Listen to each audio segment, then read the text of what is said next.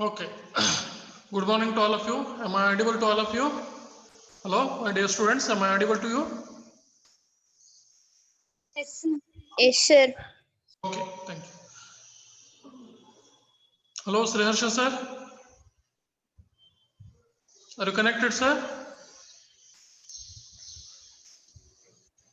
Hello? To listen to me, sir. Hi, sir. Good morning, sir. Good morning, sir. Namaste. Good morning, sir. Okay, sir. So, good morning to all of you once again.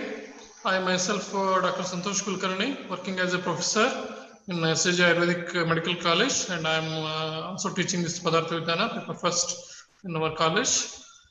And today is the fourth day of our webinar series in Padartha Vignana. And today we have with us Dr. Sriharsha KV, one of the eminent speaker to deliver lecture on Karma, Samanya and Vishesha Vignyaneeya. I welcome you, sir, on behalf of our institute. Thank you, sir. Thank you so much.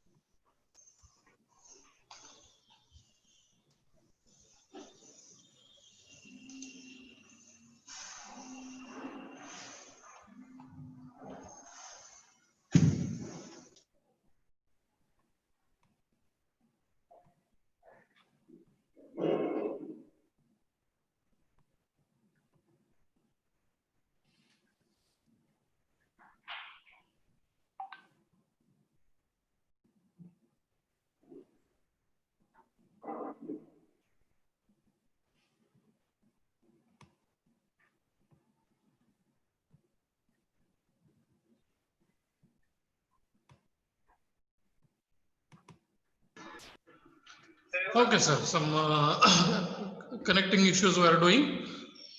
Okay, so for present session, today's session, I welcome Dr. Sriharsha KV, working as an associate professor in the Department of Sanhita Siddhanta, Sri College of Ayurveda, Science and Research, Bengaluru.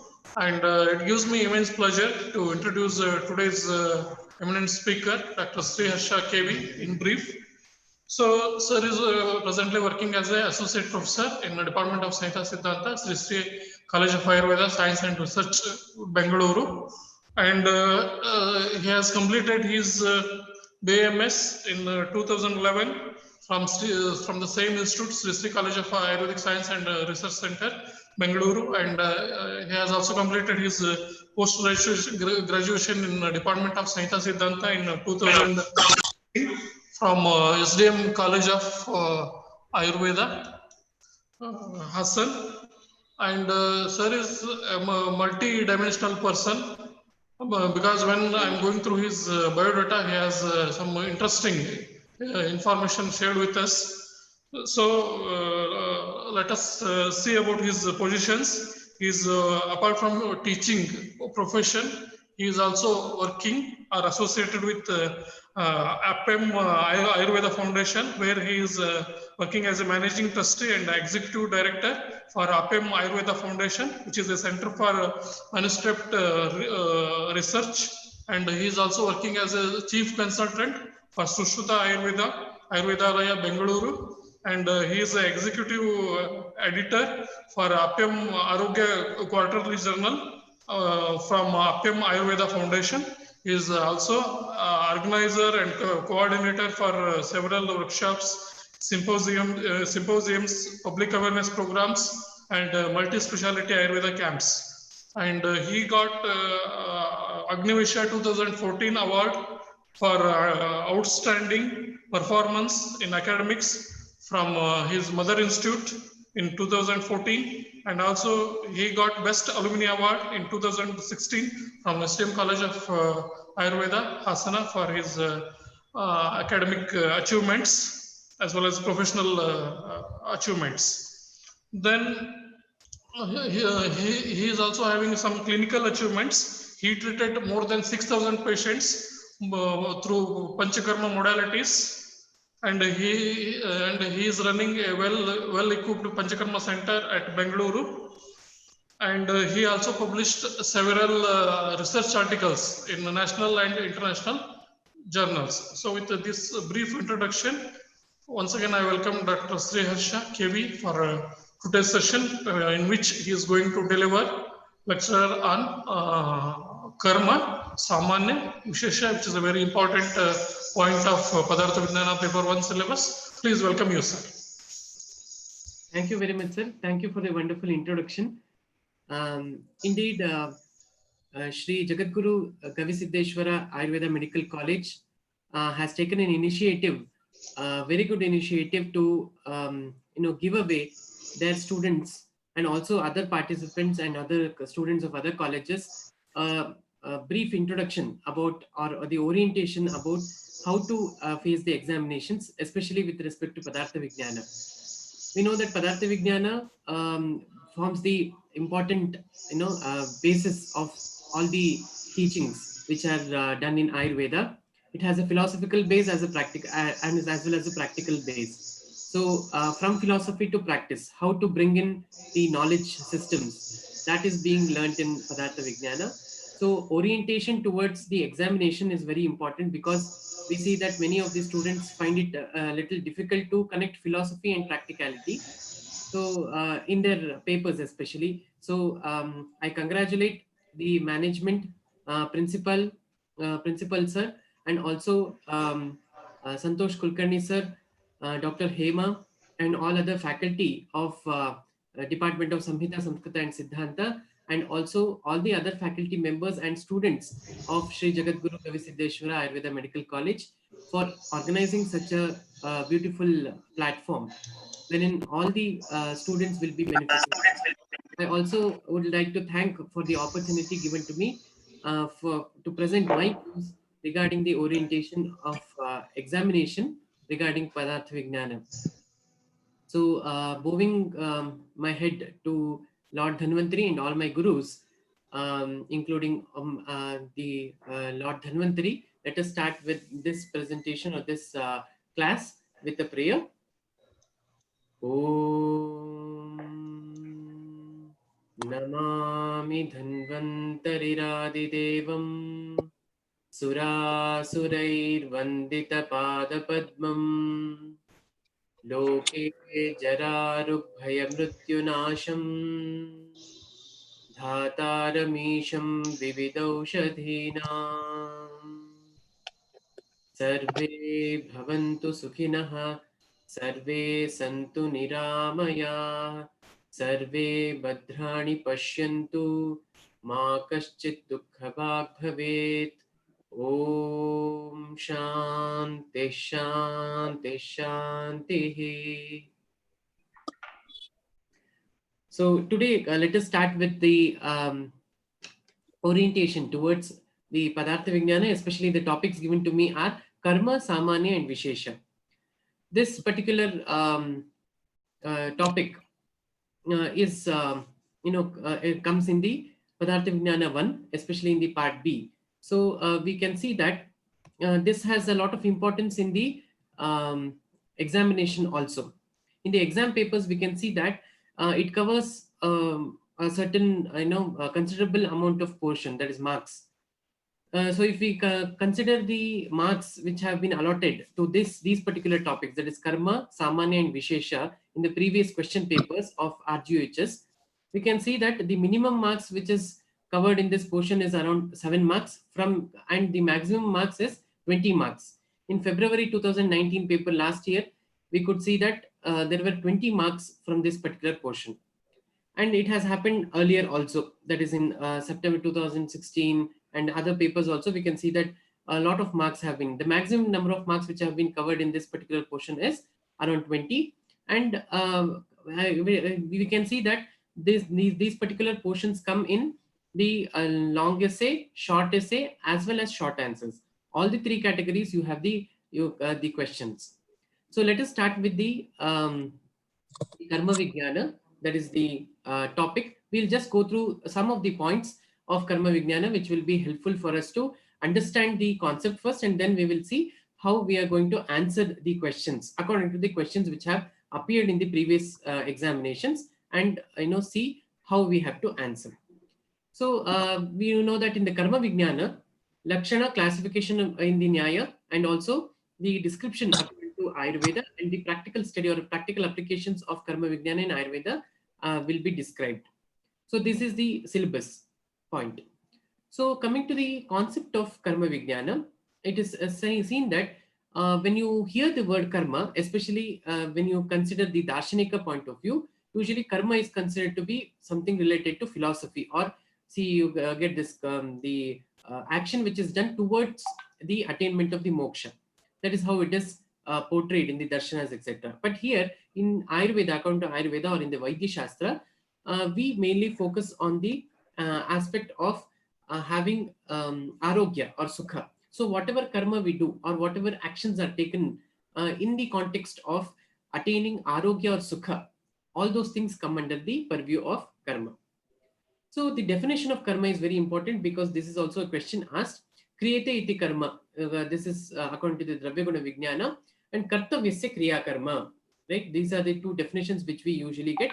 So kartavyasya kriya karma means here we are taking up the concept of aushadha karma. So therefore the pharmacological action of a drug, right, to the action which is produced to have a desired effect or a therapeutic effect.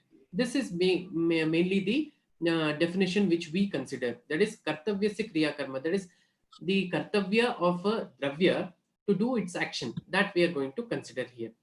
So if you consider the lakshana of the karma according to Ayurveda, then samyogecha vibhagecha karanam dravyamashritam kartavyasya kriya karma karma nanyadapekshate. This is the definition or lakshana which is seen. That is the description of karma in according to Ayurveda. So it is said that the factor which is responsible for the samyoga and the vibhaga, and which resides in a dravya, always it should reside in a dravya, and this thing is in a samavaya sambandha. So inherent relation is there. So this is called as karma. So karma is ashrita of samyoga and vibhaga only. That is, you can see that it is seen that the samyoga and vibhaga are under the purview of karma only. So some other lakshanas have been told in the Vaisheshika Darshana, etc. Eka dravya magunam samyoga vibhageshu anapeksha karanam iti karma lakshanam, it is told. That is the factor which is the one, which is considered to be one. That is, it is not many, it is one, and it resides in the dravya and not having any gunas. It is not having any other gunas in it, and it is majorly meant for the samyoga and vibhaga, right?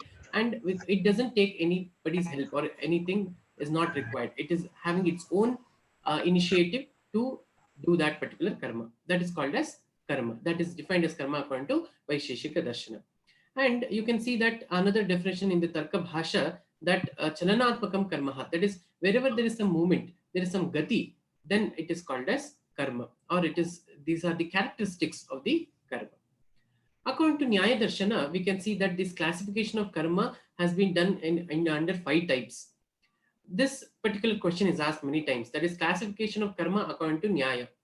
This is usually asked because this has relevance to even Ayurveda also. So according to Nyaya Darshana as well as Vaisheshika Darshana, we have 5 types. Mainly if we consider the Nyaya Darshana, then we have this Utkshepana, Apakshepana, Akunchara, Prasarana and Gamana. Just let us see what are these, because sometimes for the 3 marks question, there is a short answers, these also may be asked. What is Utkshepana? The action cause for the samyoga with the upward region. That is, if there is any Utkshepana. Ut means what? Wherein there is upward movement. That is called Utkshepana. So that is considered as Utkshepana. Like any kind of upward movement, right? Especially in case of Vamana also, we can see that there is Urdhva Gati, right? So this kind of application is also there. That is in the karma. When we say consider the action of the Vamanopaka Dravya, or the dravyas which are used for Vamana karma, there this Utshepana karma is necessary. because it has to do its action on its own. We can see that Madana Phala, by its own action, it is going to produce that particular karma. Madana Phala is a dravya, and in that dravya we have the karma of the Vamaka Guna. That is, it can do an action. It can have different gunas like Ushna, Tikshna, Vyavayi, Vikasi. All these gunas are there in that. But the karma which is associated with the Madana Phala is that it can cause Vamana. So that karma is associated. You can see that some dravyas will have Vishahara properties also. So those are considered to be the Vishesha karma, with which is linked to that particular dravya, and it can do on its own. It doesn't depend upon anything. That is very important here. So if we consider this Utshepana karma, then it is having relevance with the Vamana karma, what we do, and even also with the other dravyas or other attributes in the Sharira also. For example, Udana Vayu has the Urdhva karma. So this is also very important to be noted. Then the next is the apakshepana karma. That is the action or causes for the conjunction with the downward region. It's called as apakshepana. Like for any kind of adhapadana can happen with the help of this apakshepana karma. And we can see that virechana, etc., samsana, or any other actions wherein downward movement is seen. There you can see this apakshepana karma. Then you have the third thing, that is the akunchana. That is, whenever there is akunchana, means anything is coming nearer to the body or coming to, near from the periphery to the center. Something is coming, then it is considered as the akunchana. Then prasarana. The fourth one is the prasarana, wherein the action causes for the conjunction of for the distant region. That is wherein there is some there is a movement from the center towards the periphery. These things can be considered. Like for example, this akunchana and prasarana also can be applied to dosha gati also. Like if we consider internal movements, then of course it can also be applied to the muscle contraction or prasarana akunchana of the shakha, etc. That is the hasta, pada, etc. That also we can consider. Then next one is the fifth one is called as the gamana. That is the all other types of this thing. It is called anyat sarvam gamanam. It is told, that is whatever is not belonging to the utshepana, apakshepana, prasarana or akunchana, that comes under the gamana, wherein any kind of movement is there. For example, you can see that the tiryak gati of the dosha, wherein the dosha can move anywhere in the body. It is not only upward or downward, it is tiryak dosha, anywhere around. And you can see that there is rotation of the joints, etc. There gamana comes into the picture.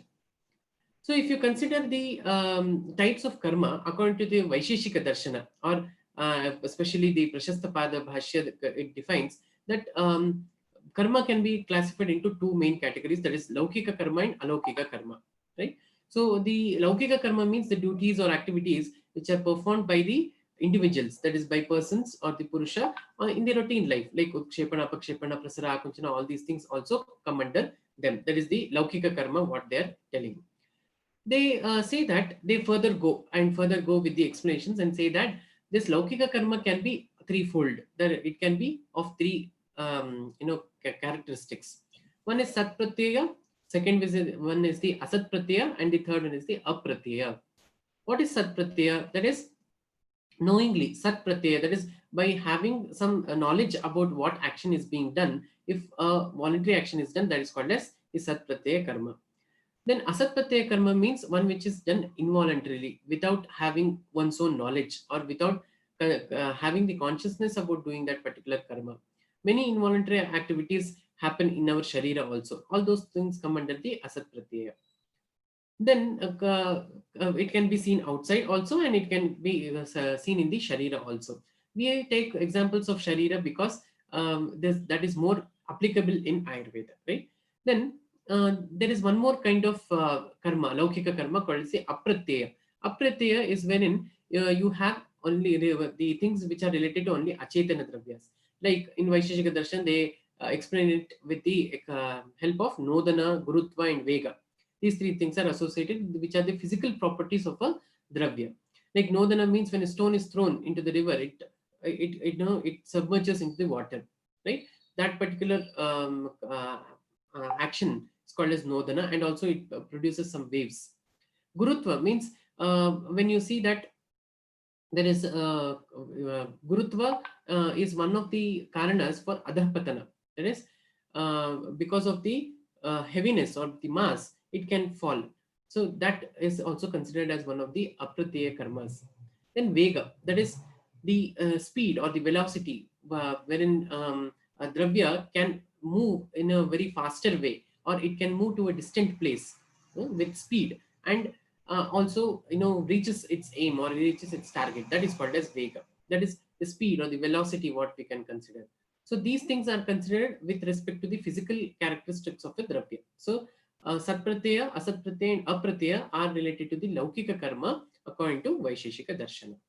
Then they have classified, no, that is Laukika karma and Alaukika karma. Alaukika here refers to the Paralaukika karma or the Adhyatmika karma. That is the duty or the responsibility wherein we can move towards morality. We can move towards the dharma, following the dharma, artha, kama and moksha. There is Chaturvida Purushartha sadhana, one which leads to that. All the karmas which are leading to the Paralokika Jagat is called, that is Paraloka. We have seen that in the Charaka Samhita also we study about the Trivida Ashana. There we will be studying about the, in the second year it will come, in the Tristeshana Adhyaya, wherein you have the Praneshana, Dhaneshana and Paralokeshana. So then Paralokeshana, mainly the attainment of Dharma, Artha, Kama and Moksha, that is the Chaturveda Purushastra Sadhana has been explained. So whatever you do for that, that is the Sadvritta, following the Sadachara, following Achara Rasayana, all these things will come under the Paralokika karma. So you can see that any kind of disassociation with Ashubha karma and association with Shubha karma, one which will lead to our Purushartha sadhana, all those things will come under the Paralokika karma or the Adhyatmika karma. Because it is a Darshana Shastra, Vaisheshika Darshana, they have classified in this particular way. If we consider the karma according to Ayurveda, then what are the applications? This is more important for us. So we can see that the karma is the cause for the samyoga and vibhaga. There is any kind of samyoga or vibhaga, if it has to happen, then it is the karma is responsible for that. So we can say that when Atma combines with Raja and Tama, the evolution begins. That is the conjunction of the Raja and Tama along with the Atma, that will be responsible. Only when then it will come into the Garbha. So the evolution, that is the origin. If you consider Srishti Utpatti, there is also Samyoga there. Samyoga, that particular karma, Samyoja karma is specifically told there. When you consider the functioning of the Sharira, how does the functioning Sharira function? Aharam Sambhavam Vastu, Rogascha Ahara Sambhavaha, it is told. That is Aharam Sambhavam Vastu. With the Ahara only the Deha is made up of. So if you want the Ahara to get digested properly, then the Agni should act on it. Therefore there should be Samyoga of the Agni along with the Ahara. So that will lead to the proper functioning of the Sharira also. That is, it will nourish the Sharira. And you can also see that the nourishment of the Sharira, once it happens, then there will be one more process called the Sarakitta Vibhajana. That is, there will be Vibhaga. So you can see that the Ahara, if it has to get, the Pachana, if it has to happen, then there should be Samyoga of the Agni and the other factors like Leda, Vayu, etc. And after that, there should be Vibhaga also. There is Vibhaga of the Sara and Kitta. That is, the nourishing part will get separated and the excreta will be separated.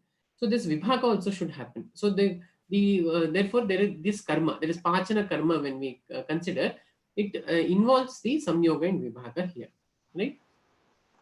Then you can see that any kind of chikitsa, if it has to be phalakari or it has to be fruitful, then you should be having the chikitsa sampat, this pada sampat it is told, or the shodasha kala bheshaja should be always intact. So the samyoga of Vishak, Dravya, Upasthata and Rogi, all these four will make the chikitsa more fruitful. So that is also a karma. That is, this is also a karma wherein you combine all the factors which will lead to a Shubha karma. Okay. Then we can see that there are different karmas like Sharira karma, Manasika karma and Vachika karma. In Ayurveda, we consider these particular things. Like if a question is asked that explain or enumerate the characteristics of karma according to Ayurveda, then we usually consider the Sharirika karma, Manasika karma, and the Vachika karma. These three things are told. Kaya, Vak, Mano, and Mana. Because these are the three things through which the Sharira functions, right? So Sharirika karma means, Sharirika karma includes the Bhojana, Nidra, etc. And Manasika karma like Bhaya, Harsha, etc. And also how we think. That is what we do, Chintya. All those Chintyas will come under the Manasika karma. And Vachika karma, the Bhashana, Adhyayana, all these things come under the Vachika karma. So these three things are considered to be the Trivida karma according to Ayurveda. Okay. So if you consider the Chikitsa karma or the Trivida karma, which we usually considered under the Chikitsa in Ayurveda, they are the Samshodhana karma, Samshamana karma, and the Shastra Pranidhana. These three things are also considered as Trivida karma in Ayurveda. That is, Samshodhana refers to all the Chatushprakara Samshuddhi. That is, and also we can consider Panchakarma also. That is, Vamana Virechana Basti, Nasya, and Rakta Mokshana. So the Samshodhana karma, wherein we are going to eliminate the Vriddha dosha from the Sharira, or Bahudosha Avastha. If it is present, then it is eliminated out. The excessive dosha is eliminated out from the body. That is called as Samshodhana karma. And we have the Samshamana karma, the second one, when because of the Patya Ahara and also with the help of the different medicaments or Aushadha Upachara, like Kashaya, Lehya, Churna, Asava, Rishta, Vati, Gutika, all these things will be helpful for us to do the Shamana. That is, without eliminating the doshas out, it will alleviate the disease in the Sharira itself, or elevate the doshas. Then the third one is the Shastra Pranidhana. Then when both of these are not the choice of treatment, then we go for Chedana Bedana Adi Rogas, wherein the disease is such that it has to be that part has to be removed out from the body with the manual intervention or with surgical intervention. Then usually Chedana, Bedana, Lekhana, etc. are done, and then the disease is alleviated.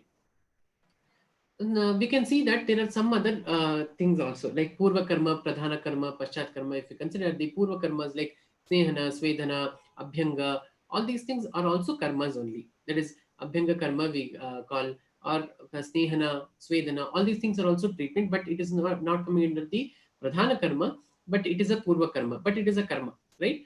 Purva Karma, Pradhana Karma, and Paschat Karma, they are also karmas. That is, Paschat Karma, if you consider the Samsarjana Karma, etc., they are also karmas only with respect to Chikitsa. Okay, so these are also very important. So these are the main important points. That is, just we had a quick revision with all the points of Karma Vignana. Why I just quickly revised everything is because you have already come across all these things, and also you have revised this probably many times also. That's why we just discussed about this. Now, if we come to the exam orientation part, because that is our focus today. So let us see in the question paper, what are the questions usually seen? See, this is the first time you will be facing the university examinations. We do not know when the examinations will happen, but of course, always getting ready for examination is most important, right? Whenever the exam arrives. Of course, all the portions are also completed with respect to these portions. And now you should be ready. And how many times you revise, those many times you will be able to recall in a better way and also present it in a better way. So now we will be focusing on the presentation of the answers, right? Or we'll just quickly go through that what should be answered for what question. So in the question paper, you will have this pattern. That is the 10 marks question. Long essay, 2 questions will be there. You will have question and 3 marks questions. Good morning. So you can see that how will be the questions asked. You know that recently that 2-3 years, if you see the question papers, you can see that what are the action verbs? Action verbs are those which will properly characterize the question. That is, what you have to write in that question is expected. Your expectations, the expectation from the examiner is clear with the action verb. That is, they will ask either define, then or they will ask write, or they may ask explain, they may ask enumerate, they may also ask like differentiate, distinguish, or classify. Now we should know the meanings of these. You cannot simply write anything and everything here, right? So define means you have to write the definition of that particular topic, whatever is given, right? For example, define karma according to Ayurveda. If that is the question asked, then you should write the definition of karma according to Ayurveda. That should be done. Okay, that is how it is asked. So it may have different components. For example, define karma and write the characteristics of karma. If that is asked, then you have to write the definition of the karma and also write the lakshanas. Both you have to write. That is how you are going to present the answer. So now you are going to meet the expectations of the examiner. That is what is expected by the examiner from the student. So the students have to identify what is the action verb, that is what is asked, whether it is defined, whether it is right, and whether it is explained. Now write and explain, there is different. Explain means you have to explain it, that is you have to give examples and you have to make some sentences wherein you are going to connect the concept and the application. That has to be done. So therefore you have to explain it, that is the detailedly in sentences you need to write a paragraph and explain. So usually these will be asked for 5 marks as a short essay. This short essays itself, you will have these particular things like explain. Or you may have one more kind of question called enumerate. Enumerate means what? Enumeration means you are going to list, or you are going to just put in order. Whenever you are going to put something or list it, always it is better to list in a particular order, that is in the order of how they have been described in the shloka or in the explanations. Okay, always it is almost mandatory that you have to follow the order which has been followed in the shloka. In case if you forget, it is okay, but at least you should be able to list it properly. So enumerate means the first thing in your mind it should go that you have to list one by one.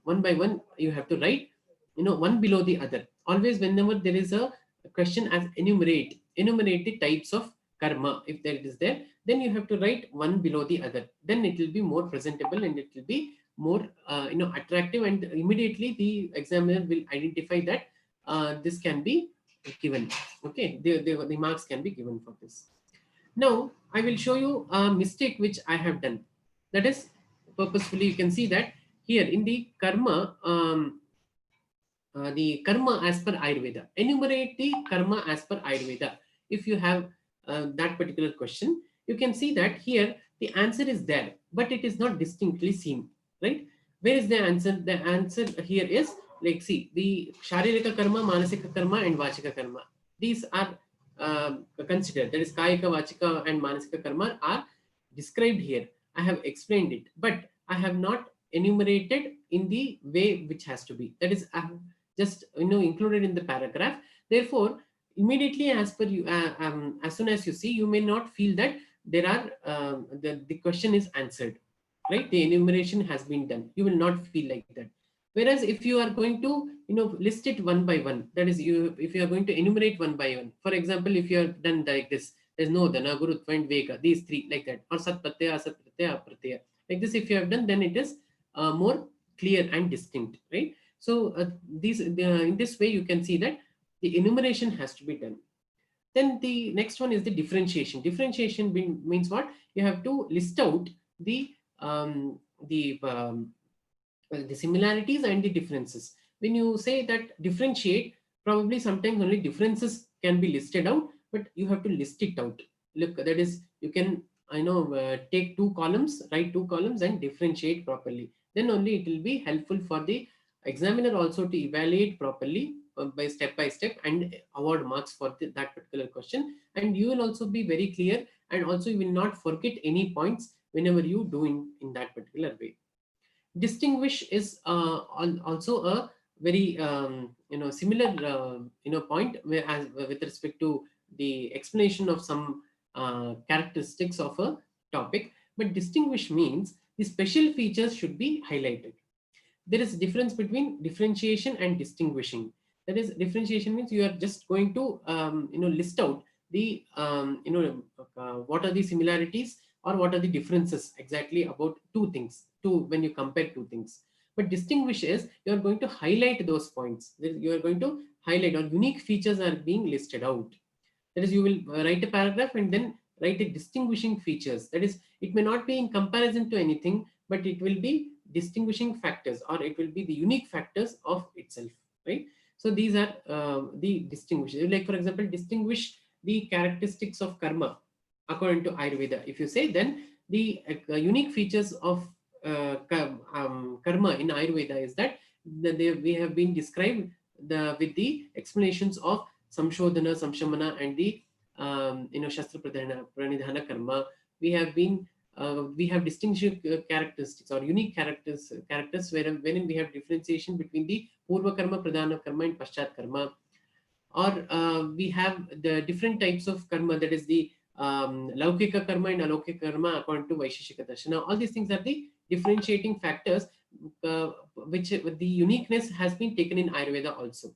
That is what you have to tell. That is in Vaisheshika Darshana also this is explained. In Ayurveda also we have not left it. That is in the Charaka Samhita we have the explanations of these karmas also. There is Praneshana, Paralokshana, Dhaneshana, Praneshana, Dhaneshana, and Paralokeshana. Under Paralokeshana, we have the explanation of this. So that will become the distinguishing factor of karma, which is explained in Ayurveda, right? So these unique features of that particular topic has to be highlighted. That is called as distinguishing. Then the last one is the classifying. Classification means you have to classify in a proper way. That is how the Bheda as such. Like in Dravya also you have Bheda, or in the Karma also you have Bheda. That is how it has been classified. If you can draw a picture or schematic representation, that will be more better. It will be more attractive. Sometimes for 3 marks, if you do not have much time, then you can just draw a schematic representation and then write the description in a short way. That also will convey the message that you know the answer completely, right? So this will be one of the methods, this is the method by which you are going to identify the verbs.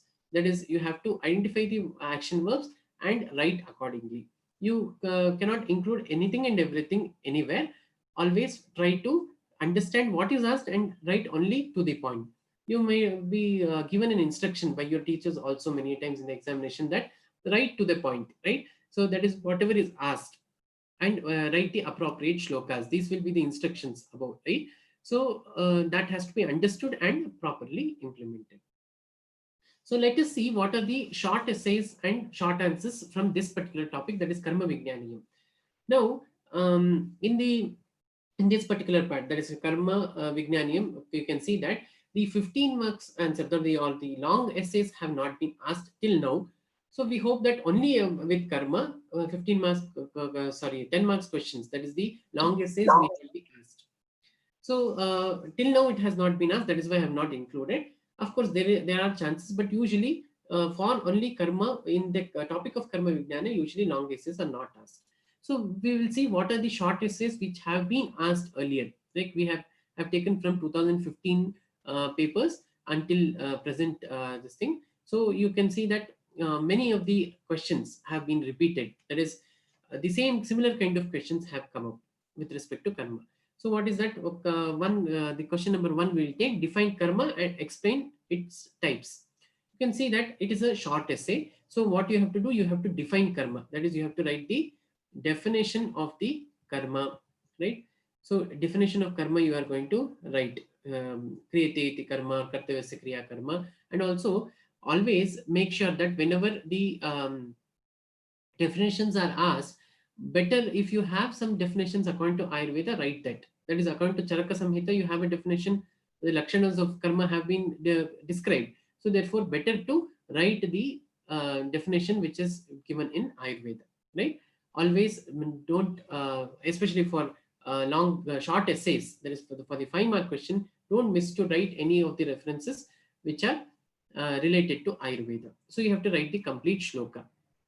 Then it is also said that explain the types, right? So when you want to explain the types according to explain the types according to Nyaya Darshana, explain the types according to Vaisheshika Darshana, and also explain the types according to Ayurveda. All the 3 you have to explain.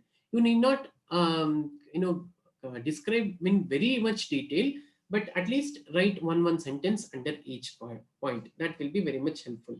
So that is how you have to see here, define karma and enumerate the types. It was that, if that was the question, then you should have listed only the the types of the karma. But here the question is explain. Therefore, you have to explain. That is, at least you have to write a sentence and possibly give an example if the time permits. Okay.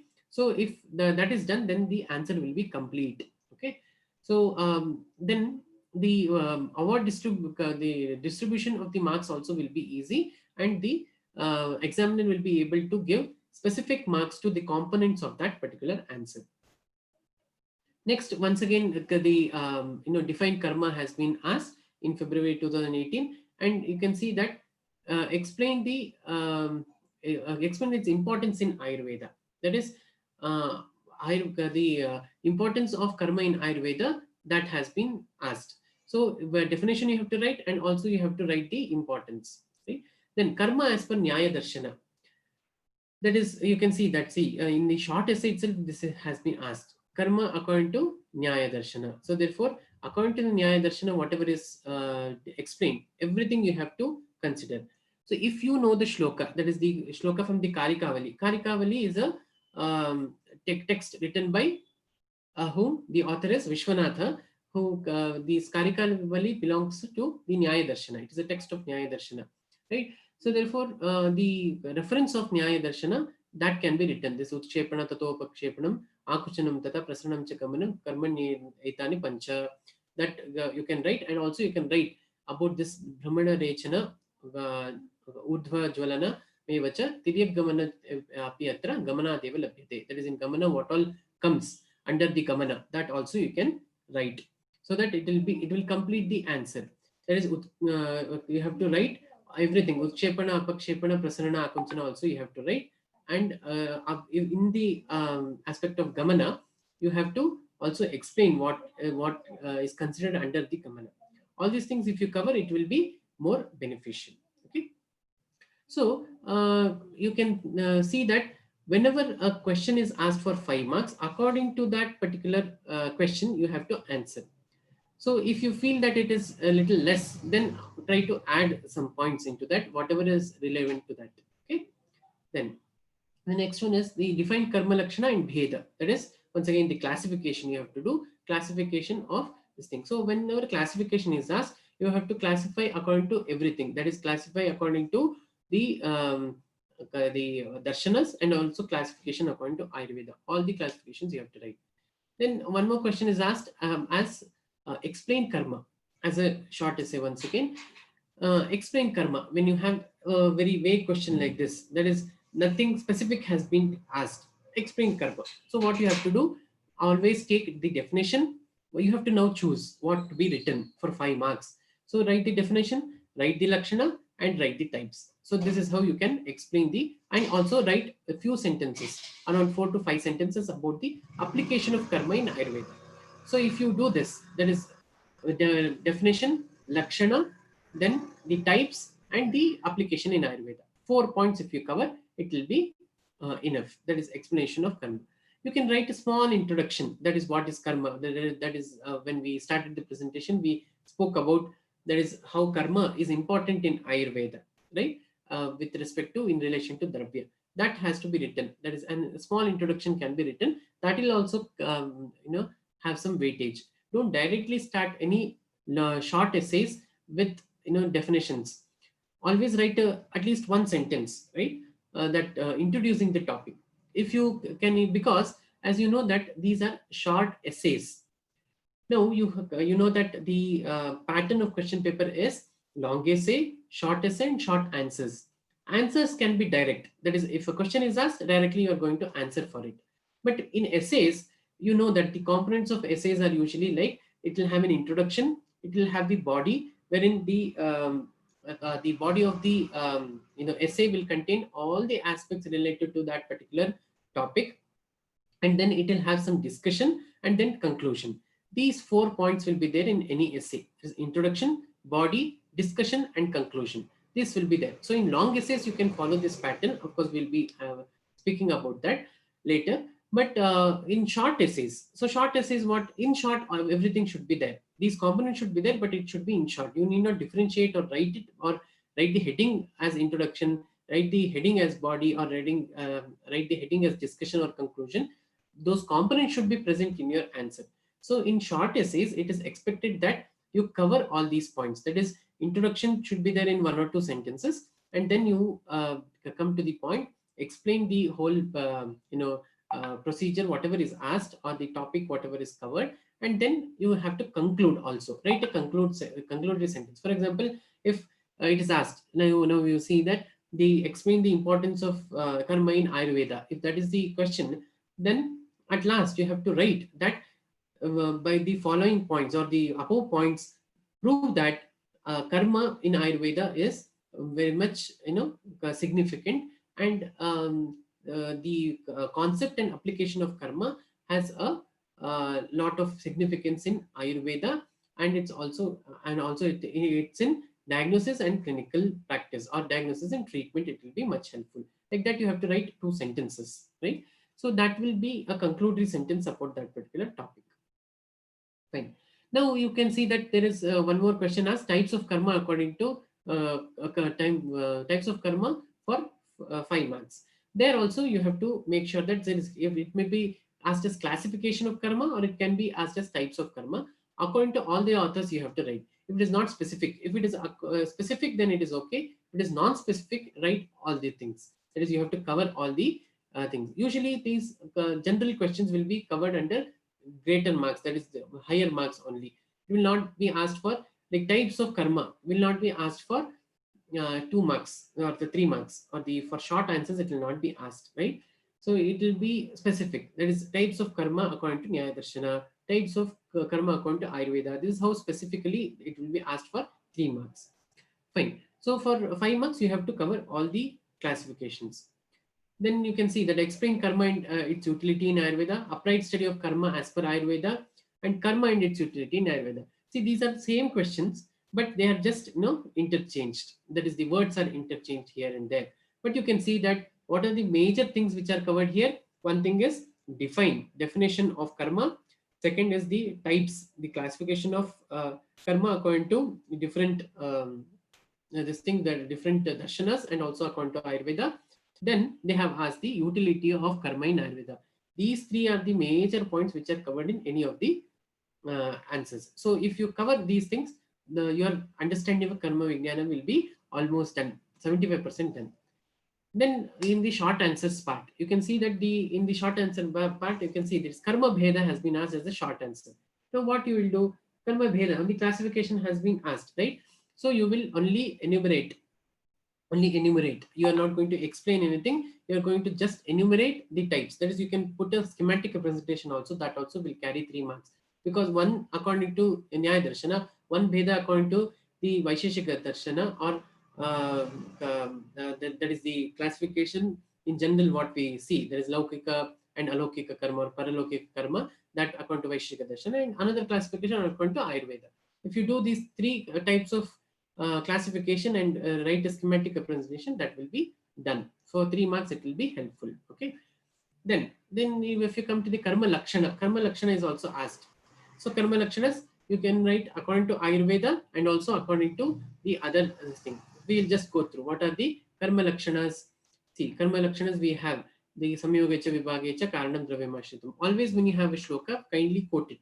That will carry more weightage and more marks, and also write the reference. Taraka Samhita Sutrasthana, first chapter. If you write, then it will be beneficial. If you know the shlokas of the Vaishika Darshana or the other Shastra like Tarka Bhasha, etc., then write that also, or at least quote that. If in case if you do not know the shloka completely, then at least write that in Vaisheshika Darshana it is explained that, and then write this thing. Though do not miss the reference as where it has been explained. That you have to learn. Okay. So once you do that, that will be once you go in this particular pattern, it will be very easy for you to understand. Then one more thing which has been asked, see here, types of karma as per Nyaya. Specifically, it has been asked types of karma according to Nyaya. Only according to Nyaya, whatever is there, that Utshepana, Pakshepana, Prasarana, Akunchana, and Gamana, that you have to write, right? That is according to Karikavali, question is asked here. So for 3 marks, you can just describe it and leave it. Okay. So like this, you may get. So these are the things which usually comes under the karma vijnana, right? The next topic which we are going to see is the Samanya Vijnana. This Samanya and Vishesha Siddhanta, this is also a concept. Like in the Padartha Vijnana first part, that is part A, you have studied the fundamentals of Ayurveda, or the Siddhantas, Moolabhuta Siddhantas in Ayurveda. While you were studying that, you have come across with this concept called Samanya Vishesha Siddhanta. That is for the clinical application, you will be using this particular Siddhanta called Samanya and Vishesha Siddhanta. So under that, the first one is the Samanya Vignyaniyam. That is a particular concept which is explaining about the similarity. That is called as Samanya Vijnana. So you can see that let us just go through this particular concept so that it will be easy, and we'll revise all the aspects related to the Samanya Vijnana. Then we will cover the questions related to that. So Ayurveda has proposed many siddhantas for what? For the Swasthasya Swastha Rakshana and Aturasya Vikara Prashamana. That is our aim, right? So one among them is this Samanya Vishesha Siddhanta. So in the Charaka Samhita, while explaining the Padarthas, that is the Shat Karanas, he says Samanyancha Visheshamcha Gunan Dravyani Karmacha Samavayamcha Tajnatva Tantrokta Vidimasitaha. So it starts from Samanya. That is in the Vaisheshika Darshana Adi, we find that Dravya is giving more importance. It begins with Dravya Guna Karma, Samanya Vishesh Samavaya. That is how in the Vaisheshika Darshana it is there. But Acharya Charaka has changed this a little bit.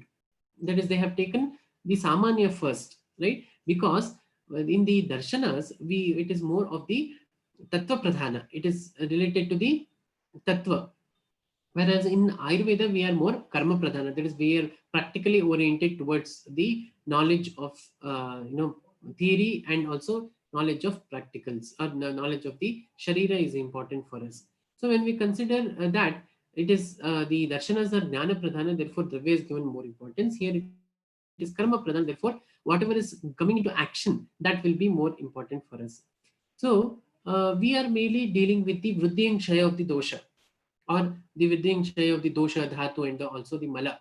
That is dosha dhatu mala mulam sada dehasya. That is what we have told, and also we have to maintain or create a balance between the dosha dhatu and mala.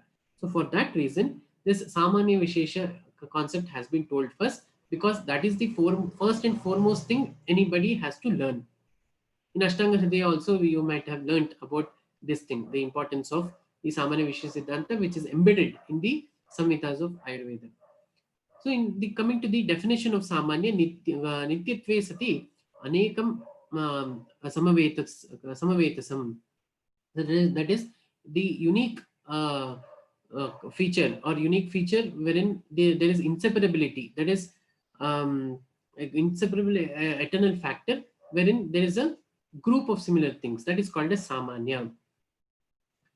That is whatever is very common among a group of things, that particular factor is called as Samanya, with one which is the Nityatva, and also it is always present and it is a common factor. There are certain synonyms of this Samanya Siddhanta or Samanya, whatever it is called. So it is Samana Bhava. Many times it is used in different ways in the Samhitas, like Samana Bhava, but it is also called as Vriddhi Karana. Sometimes it is called as Tulyarthata hi Samanyam. It is also called as Ekatvakara Bhava. There's Ekatvam. This is used in many contexts also. Then Aneka Samavetatvam.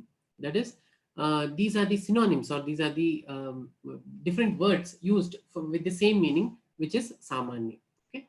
So if you consider the Lakshanas of Samanya, the Lakshanas of Samanya have been described in the Charaka Samhita Sutrasthana in a very apt way, with whatever is applicable to us or applicable to the field of Ayurveda, that has been explained. Sorry. So Sarvada Sarvabhavanam Samanyam Vriddhi Karanam. This is very, very important, and you might have by-hearted this. So you can see that the Sarvada Sarvabhavanam, that is always and all bhavas, that is all the aspects which are related to anything, there samanyam will always, that is the commonness, will always be the factor or the reason for vruddhi or for the increase. This is used as a tool for chikitsa, that is to increase anything we are going to use it, right? Then you also have seen that samanyam ekatvakaram, that is, see, whenever something is common, for example, you are going to a different place, you are going to some foreign country, and you find a Indian or the a person who can speak your own language. Then what will happen? You will have a group there. That is, you both will be together. That is, you will have more commonness. So whenever there is something common, you will be one. That is ekatvakaram will be seen, or uniformity will be seen. Uniqueness or ekata can be usually seen. Okay, so that is many things can may be possible, but you can see that whenever there is commonness, there will be ekata, ekatvakaram. This will be usually seen. Then tulyarthata hi samanyam.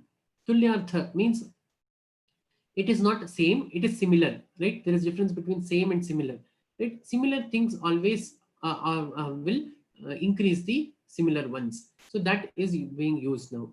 Like for example, when you are suffering with cold, what do we say? Don't take cold water. So whether the things which are similar, that is when you have running nose or this thing, you are not going to take the similar thing. That is one which is cold. So the similarity is between the Shitatva here. So that Shita will increase Shita. So therefore that is usually avoided. Tulyarthata, it is seen here. It is not that you have, you have to decrease or increase water content in your body. It is more of the coldness what we are speaking here, right? So that is specifically considered. Then vriddhihi samanahi sarvesham. As we said that always samana things will lead to vriddhi. These are the lakshanas of samanya which we have to consider. Of course, all these definitions and all these lakshanas you have already come across. We are quickly just revising all these things. You can see that samanya is also nitya, it is eka, and also it is residing in many. That is, it is nitya, it is always present, it is eka, it is one, and but it is present in many of the things. Anekanugatam, it is told. Then you can also see that uh, the similar objects, that is whenever the samanya will be helpful for us to identify or to group similar things at one place and also differentiate between one which is dissimilar. That will be very much helpful. Okay, and that also will be the cause for the aggravation, or it will be cause for the increase. The strength also will increase that in that way. That is, if you bring in things which are similar together, then always the strength will be increased. This is also a concept which is seen always, right? So these are the characteristics of samanya, whether it is in the sharira or it is outside the sharira, anything like that. This is what we see. So this is all about the concept of samanya. The next one is the classification of samanya. There is the types according to different people. So we will see the classification of samanya according to Ayurveda, especially with respect to Chakrapani. Acharya Chakrapani says that Dravya Samanya, Guna Samanya, and Karma Samanya. Three kinds of Samanya he mainly describes. Now this is important because we are going to use this in the Ayurveda, and also questions also are asked on based on this. What is Dravya Samanya for 3 marks? What is Guna Samanya? What is Karma Samanya? This is specifically asked.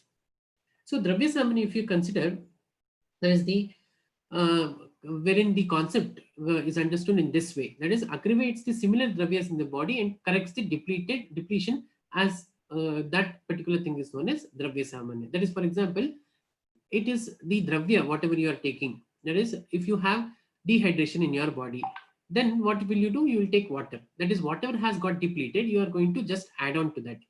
So there will be vriddhi of that, right? So in the similar way, if you want to increase mamsa in your sharira, or if there is mamsa kshaya, then directly you are going to give the same dravya. Now in the rasa kshaya also we saw that rasa kshaya has happened, that water that dehydration has happened. Therefore, you are going to add on water. The same dravya is being replenished. So that is called as dravya samanya. In mamsa also, mamsa is depleted. Therefore, mamsa only you are giving, or mamsa rasa you are giving. So this is how you are doing. If there is severe rakta kshaya, then what you will do? Blood itself is transfused. So what is done? Rakta itself is replenished. So Dravya itself is replenished with that. For example, you have something, deficit, then you just add on. You have 99 rupees and you add 1 rupee, then it will become 100 rupees, right? But there is one more way of doing things. That is, if for example you have 99 coins, 1 rupee coins, and if you add one 1 rupee coin, then it will become 100. So now you have just added and then made it complete as 100 rupees. You can also add a 1 rupee note, but what happens, there is a little dissimilarity. Of course, in the value there is similarity. That is 199 coins and one 1 rupee note. The value of it is same. That is, the tulyarthata is there. The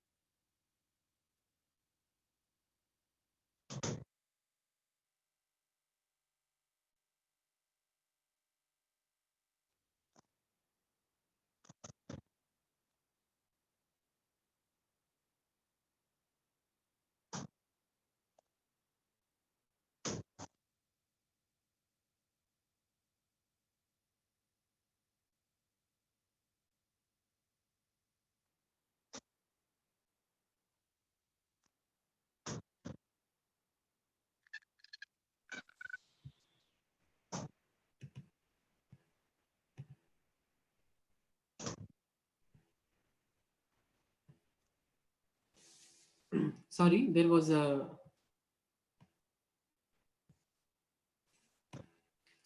suddenly there was some network issue.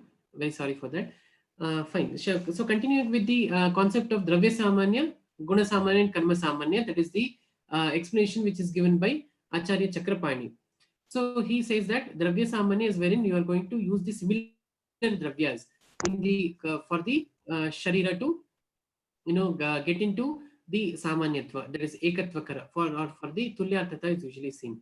Then one more important classification which is made is the Guna Samanya, wherein the the quality wise, it is going to be like we said, no, that is the that is if you are going to add value to that particular group of things, then it is going to enhance, right? So many times you cannot give the same thing. For example, now if asti dhatu kshaya has happened, then you cannot provide the patient asti. That is the you cannot give the powder of asti to that particular person. You have to give similar dravyas. So what will you give? You will be giving the dravyas which can increase that particular dhatu. So you will be giving shira, you will be giving the dravyas which are similar to that, like pravala, pravala pishta,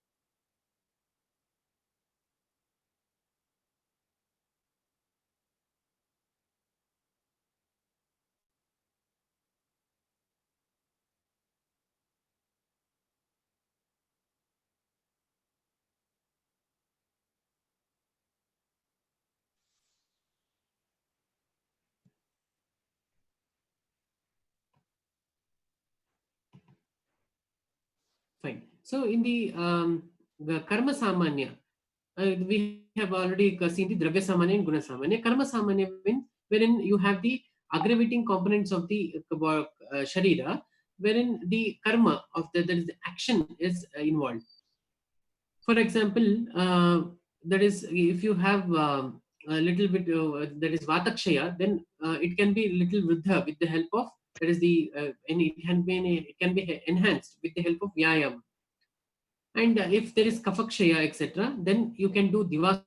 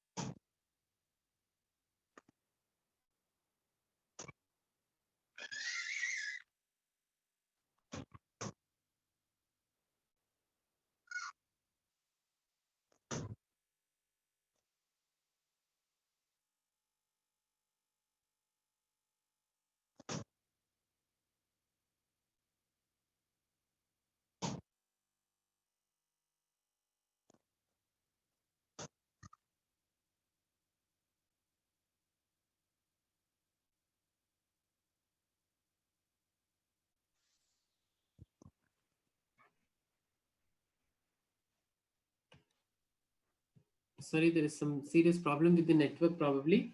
Though the network is good, I'm connected with Wi-Fi, but even then it is getting disconnected. Maybe some technical problem. Sorry for that. So we were discussing about the classification of Samanya according to Ayurveda. Then according to Nyaya Darshana, this is also important. That is according to Karikavali. That is the Karikavali is a text of Nyaya Darshana. Therefore, considering that we have this three kinds of classification, that is Parasamanya, Aparasamanya, and Paraparasamanya. Now here you can see that the Parasamanya is wherein it is a higher degree, wherein it happens in the Dravya, Guna, and Karma. All the three things are included. That is called as Parasamanya.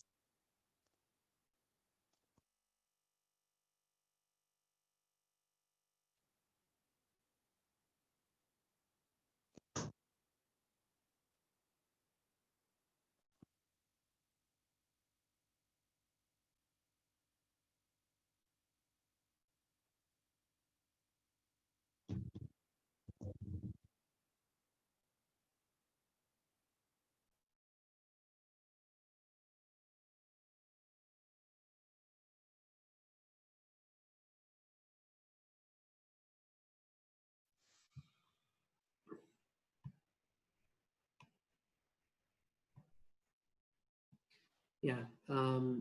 So we were discussing about the types of Samanya according to Nyaya Darshana. That is Parasamanya, Aparasamanya, and Para-Aparasamanya. That is the intermediate group. That is when you have both the things mixed together. That is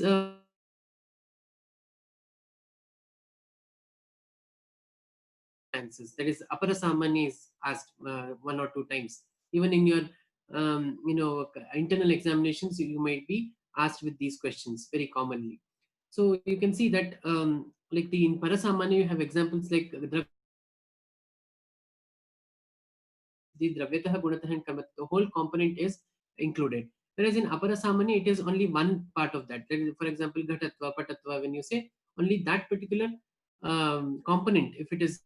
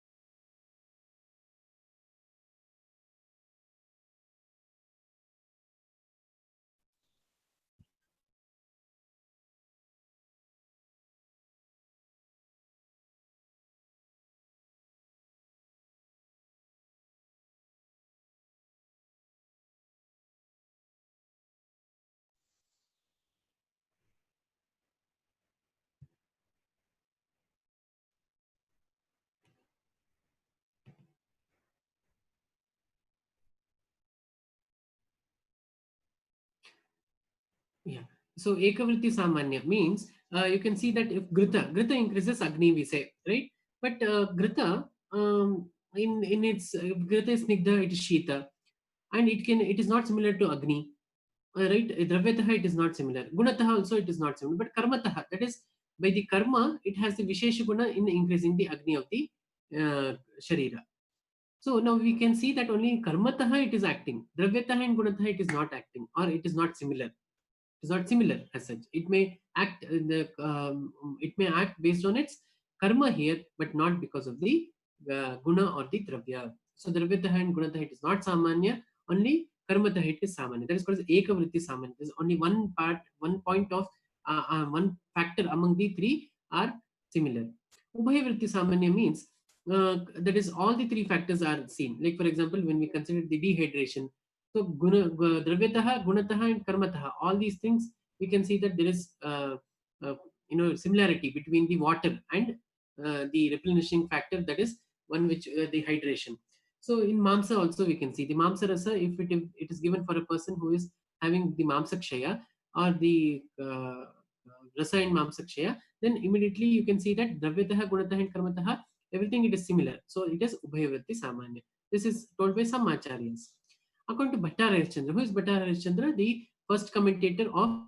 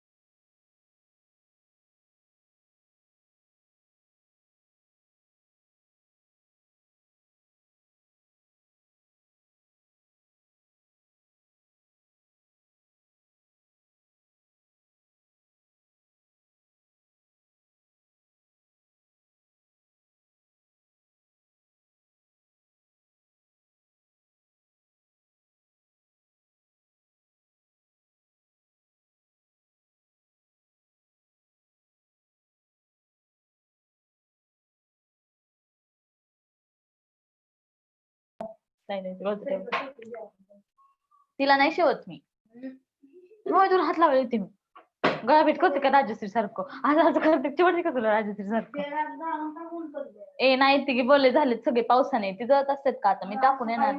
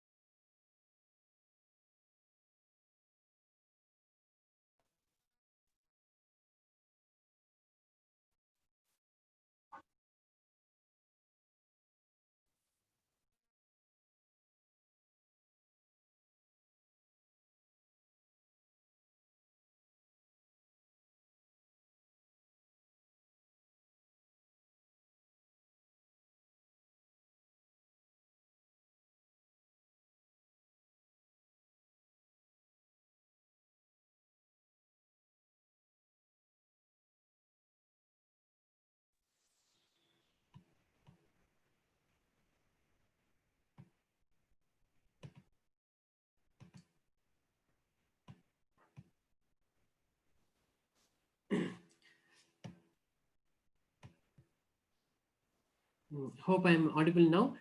Sorry, there was a serious network issue. Fine. So, Atyanta Samanya, Madhya Samanya, and Ekadesha Samanya are classified according to Bhatta Harishchandra. See, now you can see that the earlier classification, that is the classification according to some acharyas, you can see that Ekavritti and Ubhavritti was told. That is one or all. It was like that. Now here, Bhatta Harishchandra has clearly defined it as either it is all the three, Atyanta Samanya, Madhya Samanya, where only two, that is two among the three, and Ekadesha Samanya, one among the three. If they are present, then it is called as Ekadesha Samanya. So one more important aspect which we have to consider here is the practical study or the application of the Samanya with reference to Dravya, Guna and Karma. That is told. Like Samanya is used in many ways in Ayurveda, but we have to enumerate it, or we have to list it out. What are the things which are helpful in understanding what are the concepts which involve the Samanya as a concept in Ayurveda. So as per Ayurveda, you can see that in the Prakriti and the Sharira, Samanyata is present. There is Loka Purusha Samya Vada also you have studied as one of the concepts in the fundamentals of Ayurveda. Then you can see that this you have also studied a shloka, that is the mm, the um, the sharira is very similar to the loka. That is the Soma, Surya and Anila are in similarity to the Kapha, Pitta and Vata in our Sharira, right? So this you have studied, right? This is this particular concept of Loka Samya Purusha Siddhanta will help us in understanding as what component should be replenished or what component should be added so as to create a balance. And you can also see that this Sarva Dravyam Panch Bodhitikam Asmin Arthe, that also has been told. That is, in the Loka, we have all the things which are made up of Mahabhuta, and in the Sharira also, we have all the components which are mainly Bhotika. So, Sarvam Dravyam Panchabhotikam Asmin Arthe, it is told. Asmin Arthe means Asmin Shastre. In our Shastra, we believe that everything is made up of Panchamahabhuta. Okay. So we see that anything which is taken from the nature, that is from the loka, if it is made up of certain components, and the sharira is also made up of the same components, that is why whatever we intake, it will lead to the vriddhi of that. That is, we are taking ahara because it is similar to the things which are present in the sharira. Ahara is a component which is present in the loka, right? And sharira is a component which is derived out of the loka itself. Therefore, whatever is present in the loka, if you are going to take it, then it will replenish the dhatus of the sharira, or it will create a balance between the dosha dhatu and mala in the sharira. That is what is the concept. So Samanya is applied in this aspect there. Even now coming to the Aushadha also, you have the similar concept. Therefore, if you consider the something which is depleting, that is, we know that sharira is shiryate anena iti sharira. That is, it will be, the sharira will be always going in constant depletion, in depletion mode. That will be usually seen. So therefore, in order to do the vriddhi of anything, you need the dravyataha, gunataha, or karmataha vriddhi by different methods, right? So the dravya samanya, guna samanya, and karma samanya, all the three things are important for us. So in case of, if we take examples in the Sharira, for example, we have Mamsa Kshaya, then Mamsa Sevana can be done, wherein you have the Dravya Samanya being seen here. If, for example, if you have Shukra Kshaya, that is Shukra Dhatu Kshaya, there Kshira Sevana can be included, wherein there is Guna Samanyata, that is the Dravata, Madhurata, Snigdhata, all these things are the gunas which are very common between Shukra and Kshira. So therefore, if Kshira is taken, then the Shukra Vriddhi also will happen. So here you can see there is Gunataha Samanyata. And the third example which we take is the Kapha Kshaya. It is, if there is Kapha Kshaya, then Kapha Vriddhi can be done a little, or you can see that when there is Vata Vriddhi, a little bit of Vata Vriddhi, then Diva Swapna can be done. So Diva Swapna will increase the Kapha a little. So it is Karmataha, it is not Gunataha or it is not Dravyataha. Diva Swapna has nothing to do with Kapha in the Dravya part or in the Guna part. It is more of Karma thing. So when Diva Swapna is done, then the Kapha Vriddhi will happen a little. So this is how you are going to see the application of Gunataha, Karmataha, Dravyataha, Gunataha and Karmataha Vriddhi or Samanyata among the components of the Sharira and the components which are present outside the world, right? So this is very important. So this applies to everything. There is Panchabhotikatva also, it will apply for Aushadha Karma also, it will apply. It will also apply for specific karmas like Deepana, Pachana, or Samsana, Rechana, all these things also it will be specifically applying, right? So after we have completed the discussions about the Samanya Vignana, let us see what are the questions which come under this. Now you can see this in the Samanya Vignyaniyam. Once again, there are no long questions or the long essays which have come only with respect to Samanya. Samanya Vishesha, together it has come, but that way anyway we'll be discussing further. But only with the topic of Samanya Vignyaniyam, we have not got any long essays. So short essays and short answers are very common. So we will be seeing one by one.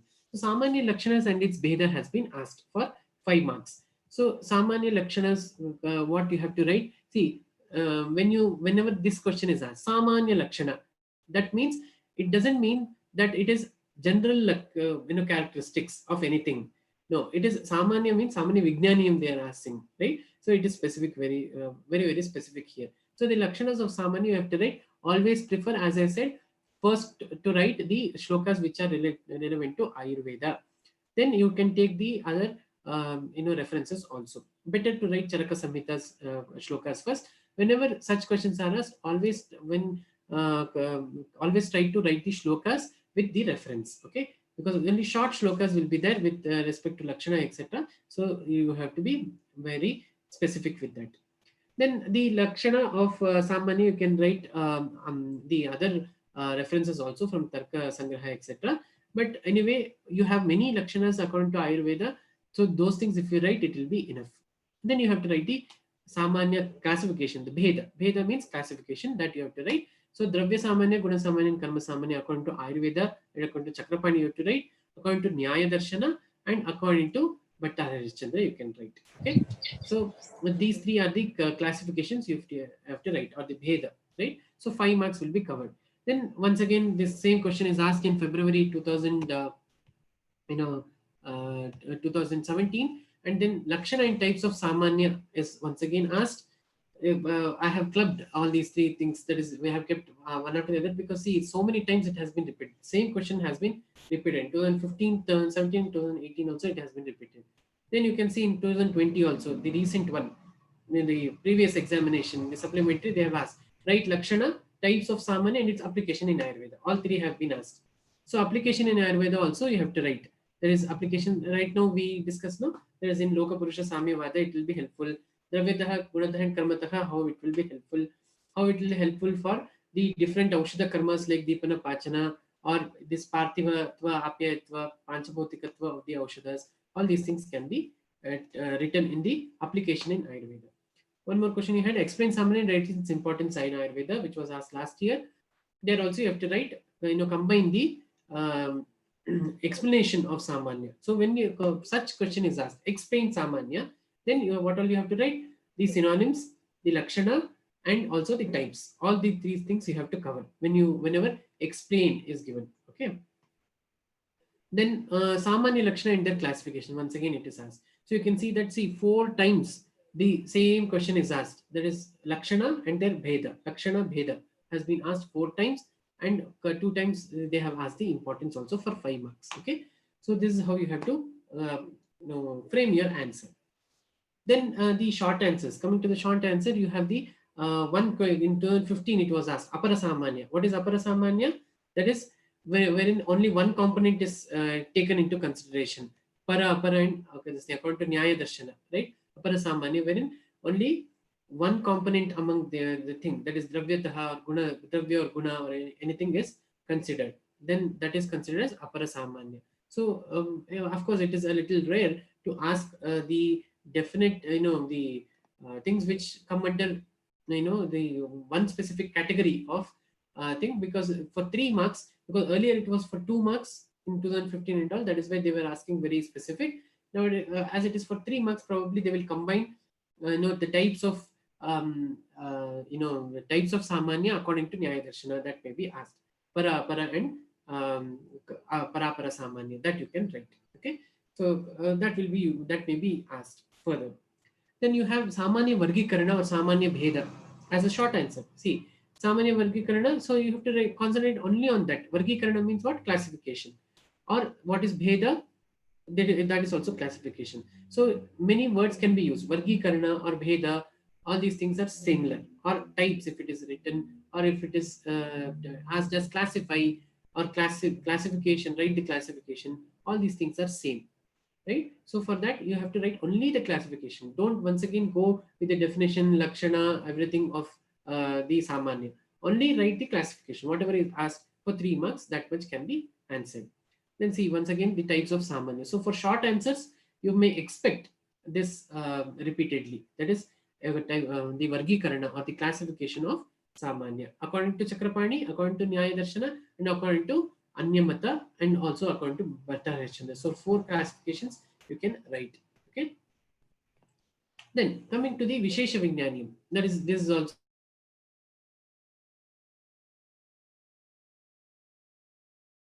The third point is the Vishesha Vignyaniyam. So Vishesha is what? Atulyarthata. The synonyms have been described. That is Atulyarthata, Rasa.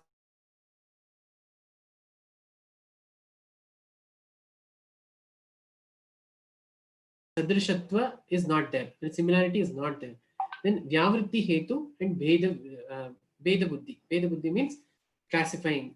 See, you have probably come across Beta Hibedyu Anitha Vinati. It is told. This classification can be made in different times for different people.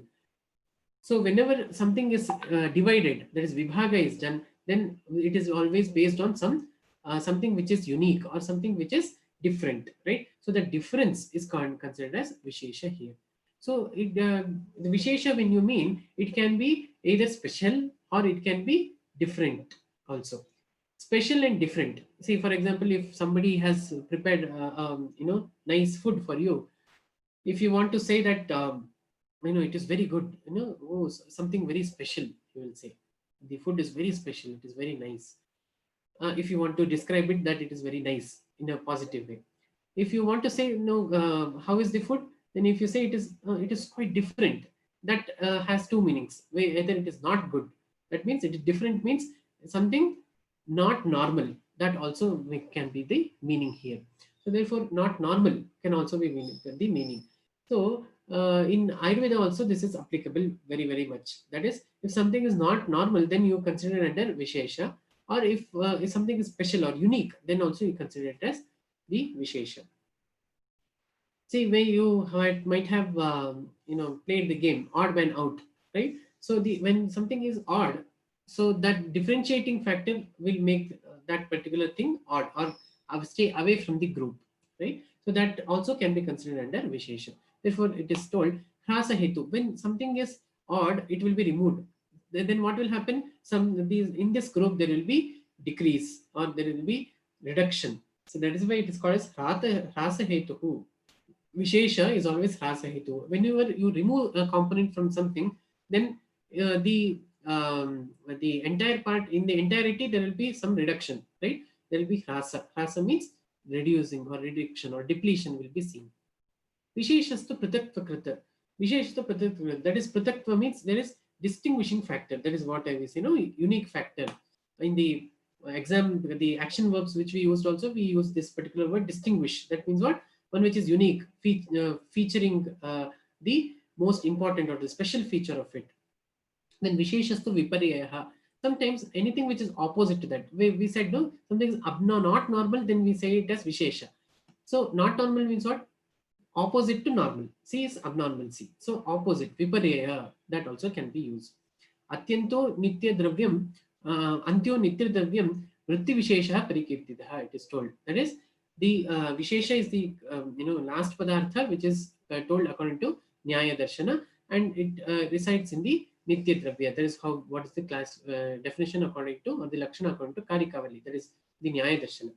So coming to the Bheda or the classification of Vishesha, you have once again the similar type of classification as per Samanya. The same thing, it is just opposite to that.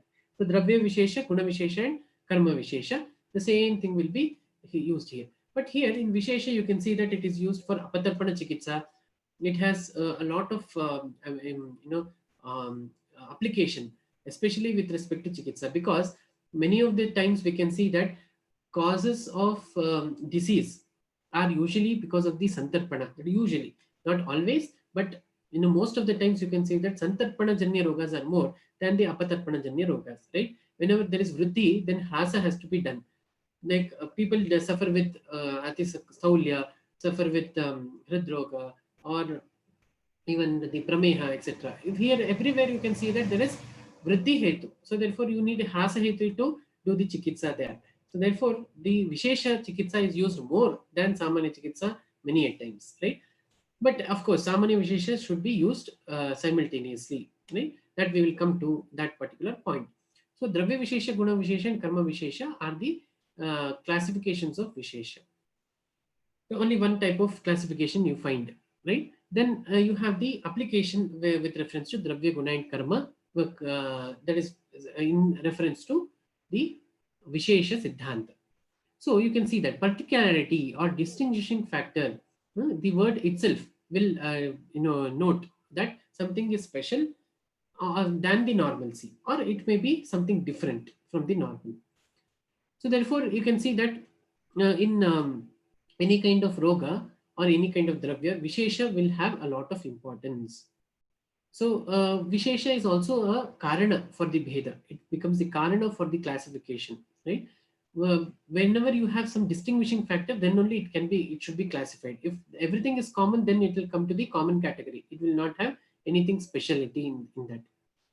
So, like for example, Karana Dravya and Kari Dravya, then in Guru Ahara and Lagu Ahara. In Ahara is same, but you have once again classification in that Guru Ahara, Lagu Ahara. Why? Because some Aharas are Lagu. It has a distinguishing factors that they are Lagu, right? So that becomes a distinguishing factor.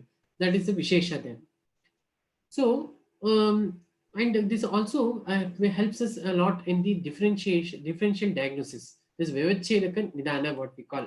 That is Vivachedana means to differentiate between one roga to the other. For example, a person is suffering with knee pain. That pain may be because of, it may be osteoarthritis, rheumatoid arthritis, or maybe gouty arthritis, any kind of thing. Amavata, Sandhivata, Vata Rakta, anything like that. So, in order to differentiate that, you need to have specific features. They'll have these specific features, and also there will be specific methods of diagnosis of that particular thing. So that this is the Visheshatva. Though pain is common, there are other things which are uncommon, or distinguishing features will be there. Okay. So therefore, always we use Dravya Vishesha, Guna Vishesha, or Karma Vishesha in order to decrease the things which are happening in a Vruddha way. That is one which is increased. We are going to use Dravya Vishesha, Guna Vishesha, Karma Vishesha in order to reduce something. Okay. There is one more concept which is discussed under the Samanya Vishesha Siddhanta, that is the Pravritti Rubhayasyatu. This statement is very, very important. That is, while numbering the or naming the number of padarthas, Samanya and Vishesha has been mentioned separately. That is, Samanya Vignyaniyam and Vishesha Vignyaniyam. Separately we have studied. But practically, if we see, then we see that it is always used simultaneously. Whenever we spoke about Samanya, we spoke about something which has depleted, then we are going to increase, right? So it is usually, if one is there, another will be existing. It is always two sides of the coin. It is like that, right? So here in the shloka, that is in the shloka, if you consider Sarvada Sarva Bhavanam Samanyam Vriddhi Karanam Rasa Hetur Visheshasya Pravrittir Ubhayasyatu. So what are these Ubhayasya, Pravritti and Ubhayasyatu? Pravritti and Ubhayasyatu is the most important word, a key word which we have to focus upon. What is Pravritti? Pravritti means the Prayoga. Now we have kept the title of this particular presentation also as what is it? Padartha Vijnana Pravritti, or Padartha Pariksha Pravritti. Pariksha Pravritti means what? We are going Padartha Vijnana Pariksha. Pariksha means the examination, and the examination what you are going to give. Pravritti means the prayoga, whatever you are going to do, right? So Pravritti means what? The prayoga, whatever you do, the experimentation or the understanding of it. That is called as the prayoga. So that is Pravritti here. Ubhaya means what? Both Samanya and Vishesha. Ubhaya means both. Manas is called as Ubhaya Dravya or Ubhaya Atmaka Indriya. Ubhaya Indriya. Why? Because it acts both as the Jnanendriya as well as Karmendriya. So in the similar way, Ubhaya means both Samanya and Vishesha. So here you can see that always in all the times, all the identical things will always be the cause for the increase. And if you see the Rasa Hetu, that is whenever the opposite things are mixed together, then it will be leading to the reduction, or Vishesha is always the cause for the decrease. But if you see that even though Mamsatva exists in Mamsa, like for example, in Mamsa there is Mamsatva, directly Mamsa cannot increase the Mamsa Dhatu. For example, if you have Mamsa in your Sharira in a particular thing, if you eat Mamsa, does the Mamsa directly go to that particular part and increase the Mamsa? No, it cannot happen. Though we said earlier that the Mamsa will increase, Dravyataha it is similar, that is why it will increase. But Mamsa cannot be just stuck into wherever you want, right? Mamsa, right? That cannot be done. So here it is very much necessary for us to understand that how it happens. You need the Mamsa to get absorbed by the Sharira, and then it will go to the components which are present in the Sharira, which is similar to the Mamsa. That is how it will act, right? So therefore, that is also similar in case of Vishesha also. It is not that, for example, a person wants to lose weight. If he is doing taking Medo Hara Dravya, or if he is exercising, repeatedly to decrease the fat, it is not that Vyayama, if he is doing, then fat will decrease immediately. It has to act in his body in a certain way. Or if he is taking some Karshana Dravya, it has to act in a certain way and then it has to decrease. So for this, the maintaining this normalcy or bringing something which is Vruddha to normalcy, or something which is Kshaya to normalcy, you need the help of Samanya and Vishesha both together. It should work together in synergy. It should work. Then only it will be helpful for us to bring anything in balance. For example, if you just take a weight balance also, like if you have some vegetables on one side, you will have another another weight, that is weight having some value, right? Some particular mass, and it is calculated. So whatever, however, if you want to balance the both, then you have to make sure that whatever you have taken here is in the way of mass, or in the quantity as such. That is the in terms of mass, it should be equal, right? In terms of mass, it should be equal. Then only it will be helpful. So whatever you are taking, it should be in those terms only. Now you cannot weigh milk. You usually weigh milk, you measure milk with the help of liters. You do not weigh milk and take it, right? Because the quantity will differ according to the dravya. So therefore, that also has to be considered here whenever you are considering the Samanya and Vishesha, the application of it in the Sharira. So that is how you have to consider. Because the gunas also should be considered whenever you are using the Samanya and Vishesha, specifically in the Sharira. So for examples, when we can take that, when Vata is aggravated, the Kapha will be decreased, right? So, Kapha Vruddhyakta, Sreshma Vruddhyakta Ame Sambhavaha, it is told, right? Then in the similar way, if Kapha Shamaka Dravyas are used, the increased Vata, which has increased because of some Gunadaha Karmataha or Dravyataha, it will decrease. But at the same time, you can see that a little bit of Kapha also increases, because you are using some dravyas which can increase the Kapha also. So when you are trying to decrease the Vata, a little bit of increase in Kapha also will happen. That is why in the Charaka Sharira it is told that Tadeva Tasmat Bheshajam Samyak Avacharyamananam Yugapat Nyuna Atiriktanam Dhatunam Samyakaram Bhavati Adhikam Apakarshati Yunam Apyayati.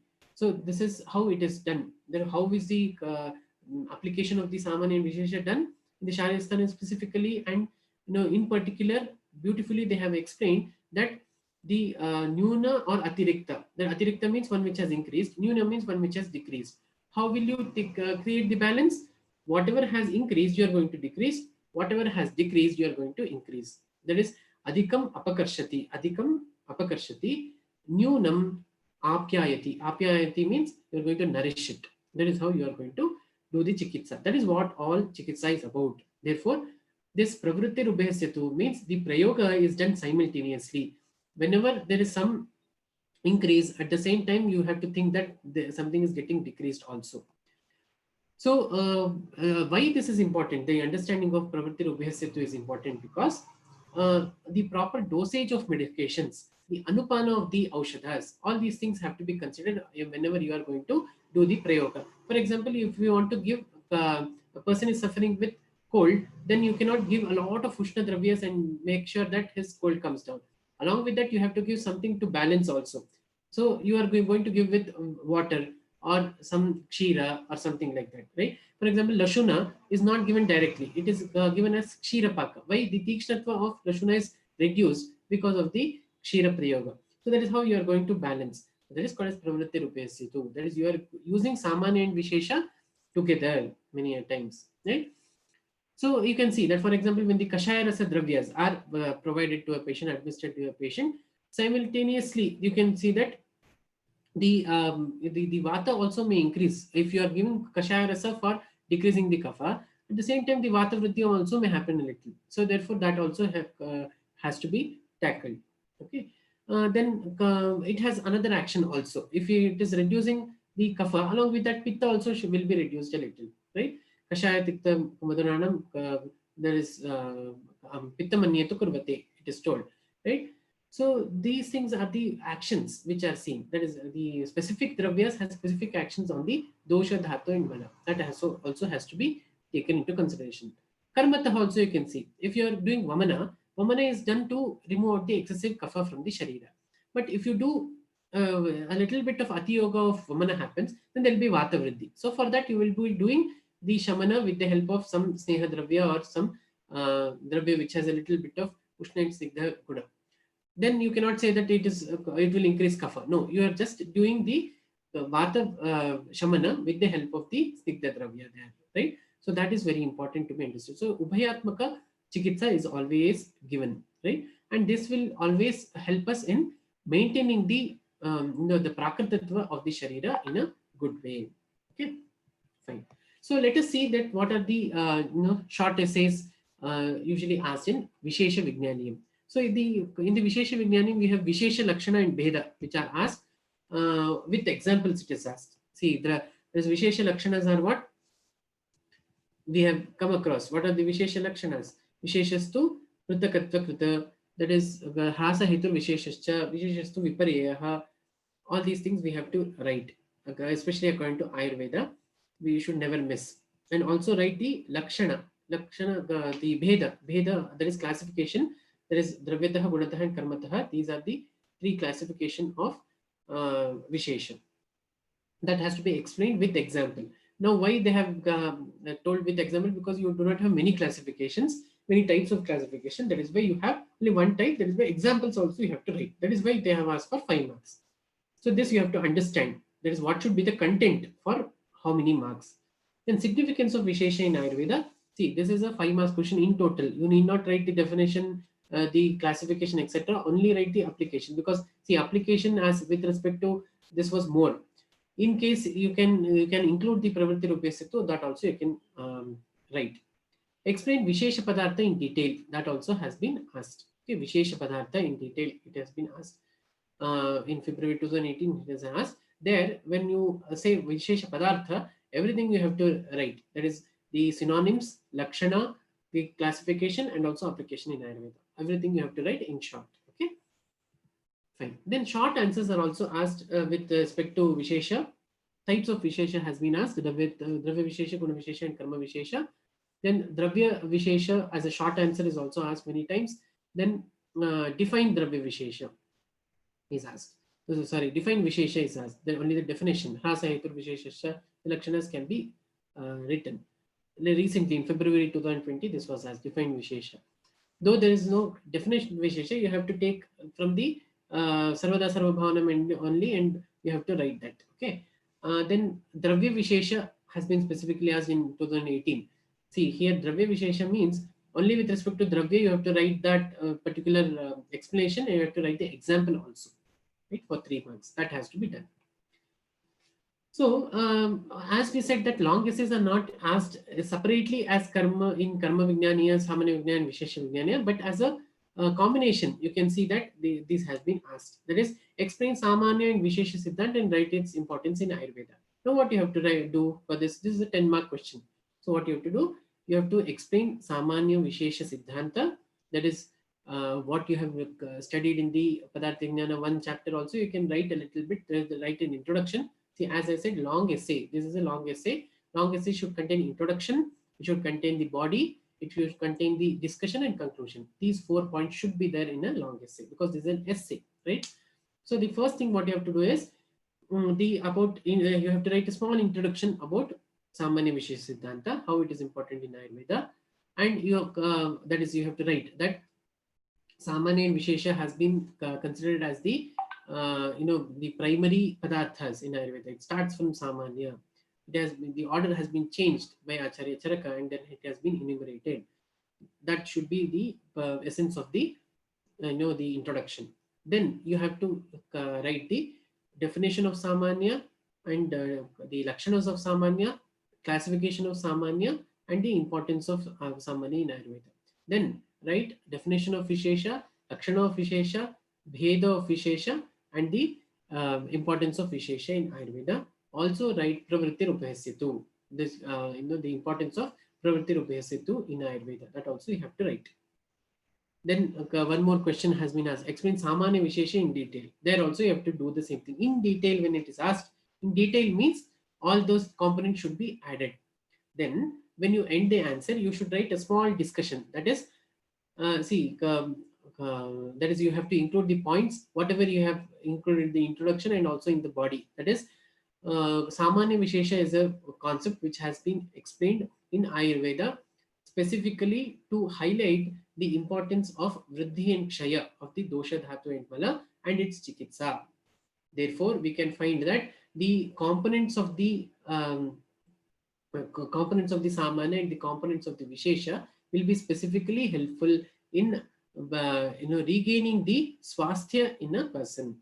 Therefore, the explanations of Samanya and Vishesha are important to be studied.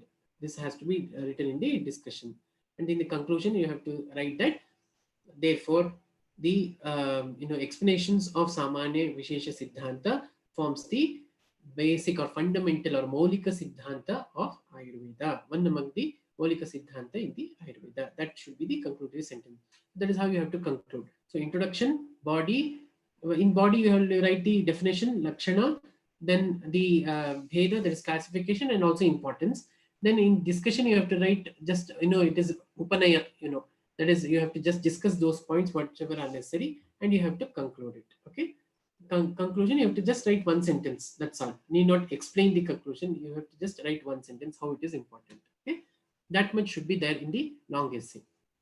Coming to the short essays as cusps, that is, cusp means the combination of both things. That is what I have given to you here. That is, you can see that short essays are also asked is a combination of the two topics. Samanya Vishesha Siddhanta as a short essay. There you need not write in detail. You have to write only the Lakshana and the classification. That much if you write definition, Lakshana and classification, if you write, it will be enough of both the things. Then one more question may be asked like this, that is, differentiate between Samanya and Vishesha as a short answer. Then you have to just enlist or enumerate the differences. As we said, differentiate was there, no? So you have to write the aspects of Samanya at one side and Vishesha or other on the other side. That is, Tulyartatahi Samanyam, you'll write. Here you have to write Visheshastu Viparyaha. Then Samanyam Ekatvakaram, you'll write. Then he'll write Visheshastu Viparyaha. He'll write, that is, it was Asamanyakara, or it will be Prataktvakrita, Visheshastu Prataktvakrita, that you will be writing on the opposite side. So two ways you have to write. What is the importance of Samanya? What is the importance of Vishesha? You have to write two columns and then differentiate. That will be more presentable. Then it will be easy also. In many of the textbooks of Padartha Vignana also, you will be finding this particular listing of the differences, Sadharma and Vaidharma. In that way it will be given. You can refer to many textbooks of Padartha Vignana wherein the Sadharma and Vaidharma have been listed or enumerated.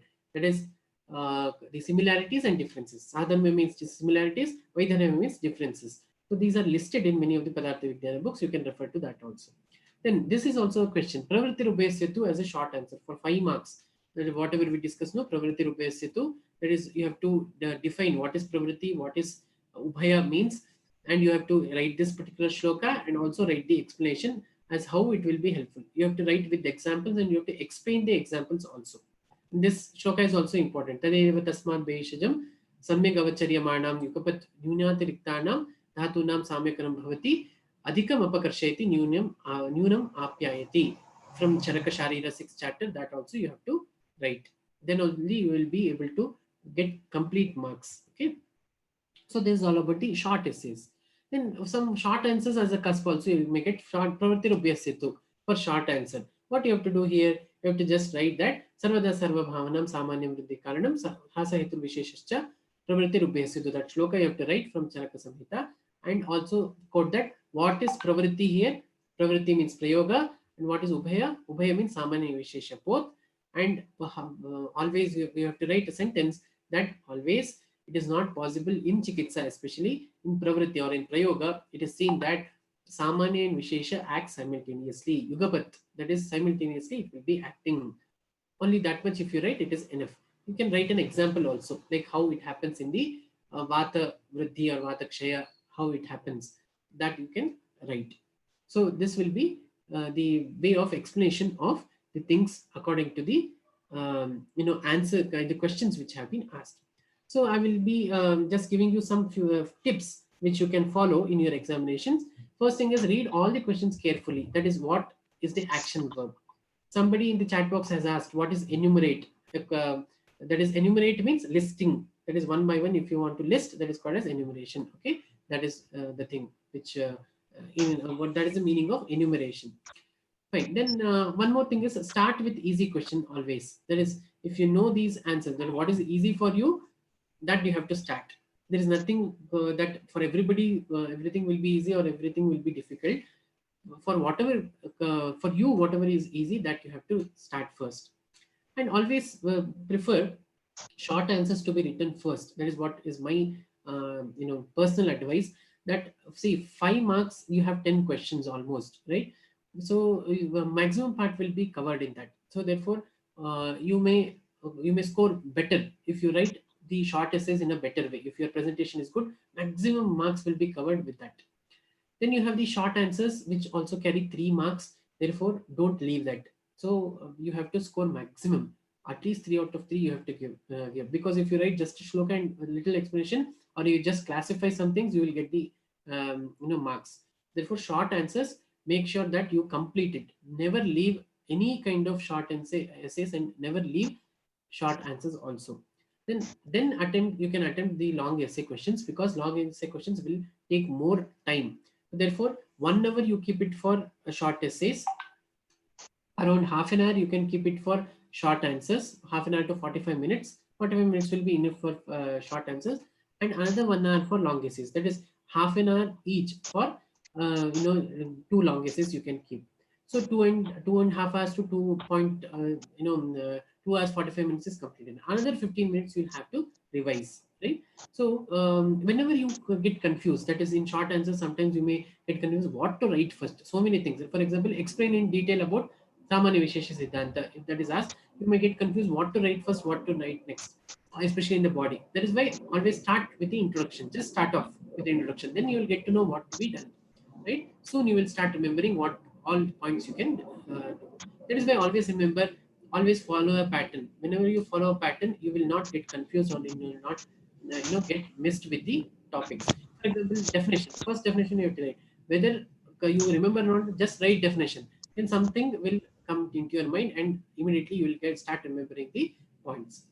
Then always manage time. As I said, that first 1 hour complete certain things, then next hour you will be doing the things like this. First year usually it will be in the morning. So now from 9 o'clock it will start. So 9 to 10 I am going to finish this. 10 to 11 I am going to finish this. 11 to 12 I am going to finish this. Have a proper classification of the time. If you do not have proper classification of the time, it will be very, very you will become anxious, and you may not be able to write in the proper way, or you may not be able to manage the time. That is very, very important. And also review the answers. That is, have at least 10 to 15 minutes to review the answers, how you have written, how it has been presented, how is the overall handwriting, and whether you will be getting enough marks from it. So for example, 5 marks, how much you may get. In the long essay, how much you may get. In the short answers, how much you may get. Such review you should know. So at least by half the time, at least by 11:30, you should be knowing whether I will score better or not. Have I passed within 1.5 hours? Like 9 o'clock you have started. In 10:30 you should be able to say that whether I will pass in this examination or not, right? That should be your way of interpretation. Then don't leave the hall till the time ends. That is why always don't make sure that completely you review the answers and then leave. Don't leave the hall immediately. Okay. Then approach to 3 marks questions usually will be in this way. That is, you write 4 to 5 sentences, and always questions will be very direct, right? It will not be twisted. So therefore, always make sure that you write the answers completely, right? With 4 to 5 sentences at least should be there. Then short answers, always write in paragraphs. 1 or 2 paragraphs can be written in short. Explanation is expected. That is what is the expectation of the thing. At least shloka should be there. At least 1 shloka should be there in your answer in the short essay part. Then the long essay is, you have to always read the question properly, because the components of the questions are very important. Therefore, always make sure that you read the questions in a proper way. Then plan the answer, then write an introduction, then build the answer, that is write the body, and divide the answer into different components. For example, I said no, lakshana, then the definitions, lakshana, the bheda, then the application in Ayurveda, application in Chikitsa in particular, or application in any other sciences. All these things you have to write as a heading, write and underline, and also add examples whenever possible. Then it will give more marks. Then how to make your answers more attractive? You write shlokas in an appropriate way, always center aligned. That is, you write the shlokas in the center. That will be more attractive. Then usually use Sanskrit words. Do not use always the English word. It will be more attractive. Using Sanskrit words will be more attractive. Then use charts. Use also flow charts. For example, classification and all, you use charts. That will be more appropriate. You can also use tables. That is, if you are differentiate between Samanya and Vishesha, then put a table. Then that will be easy. Then you can also use pictures or drawings. Like for example, Utshepana, Apakshepana, Prasarana, Akunchana and all. You can draw some pictures. That will be very much beneficial. It will be attractive. It will give more marks. Then they also write titles and subtitles. Underline them with your pen itself, because you are supposed to use only black ink pen. So you can just mark it or underline it, right? Underlining and highlighting will always provide more marks, because as soon as the examiner sees, especially now the digital valuation goes on. So as soon as the paper is seen on the screen, if all the components are highlighted, then the examiner will be sure that you know the answer completely, and directly it will be easy to also understand all the components of the answer. Okay, so this is how you can improve. There are some few common mistakes which you are usually doing. Probably not mentioning the serial number. This is very, very important. Serial number should be written. Of course, nowadays in your from the previous examination, the serial number will be already printed. So make sure that you write that answer in the same page only. Do not mix it. Okay, the same page only you are supposed to write. Then unwanted things you should not write, because it may consume more papers and you may not be able to write the wanted things. So avoid writing unwanted things. Do not repeat the answers. The repetition of answers should not be done, and do not copy or don't get into any kind of malpractice. So if you follow all these things, definitely I'm sure that you will be coming out with flying colors whenever is the exam, right? So I think I have given you a comprehensive idea of the understanding of karma, samanya and vishesha siddhantas, and also how the questions appear in the examination and how you will be able to answer it. If you have any questions, you can ask now.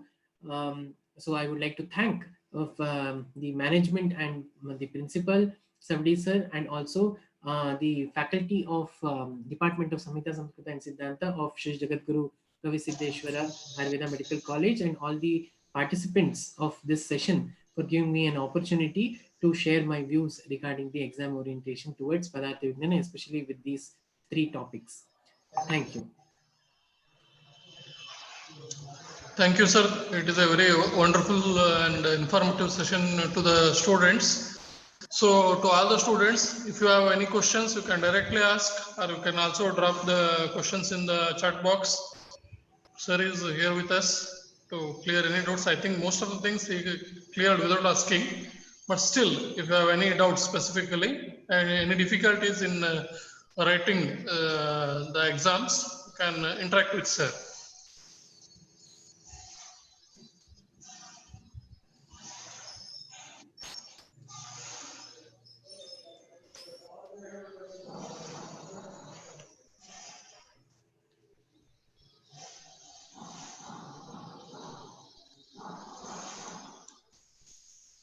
Any questions can be asked.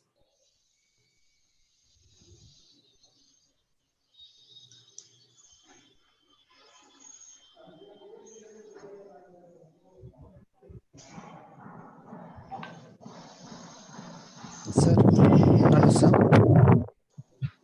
Yes, Vijay Kumar, you want to ask Sir, a question? Yes, please. Yeah, sir ನಾವು ಒಂದು ಶ್ಲೋಕನ bait ಮಾಡಿರ್ತೀವಲ್ಲ ಅದು ಹೇಳಿ. ಶ್ಲೋಕ ಬರೆಯಕ್ ಹೋದಾಗ ನಡಕ್ಕೆ ಮರ್ತೋಗ್ಬಿಡುತ್ತೆ, ಇಲ್ಲಾಂದ್ರೆ ಶ್ಲೋಕ ಬರ್ತಾ ಬರ್ತಾ ನಾವು ಬೇರೆ ಯಾವ್ದೋ ಶ್ಲೋಕ ಕಂಟಿನ್ಯೂ ಮಾಡ್ಬಿಡ್ತೀವಿ. ಇದು ಮಿಸ್ಟೇಕ್ ಅನ್ನ ಹೆಂಗ ಅವಾಯ್ಡ್ ಮಾಡೋದು sir?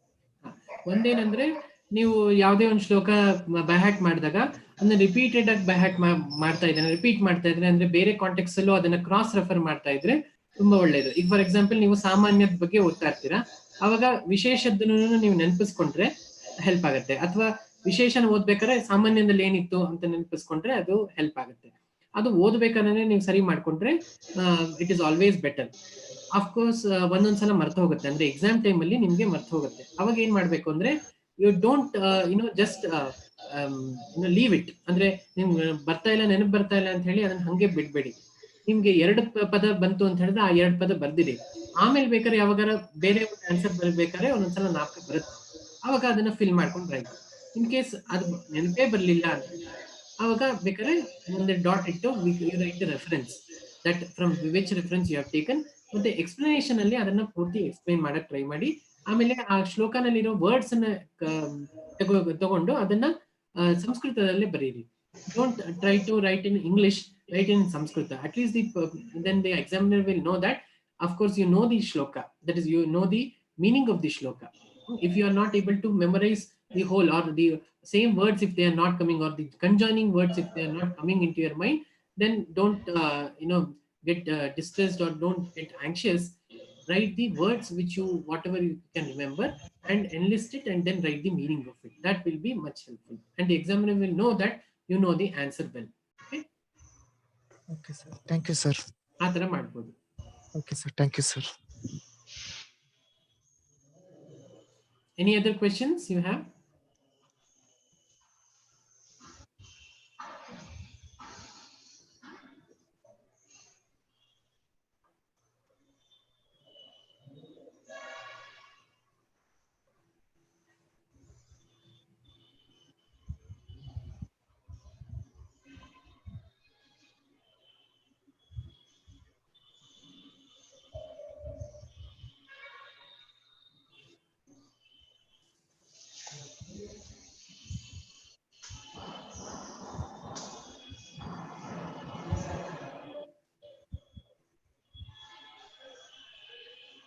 Yes, any other questions from the students, from the participants?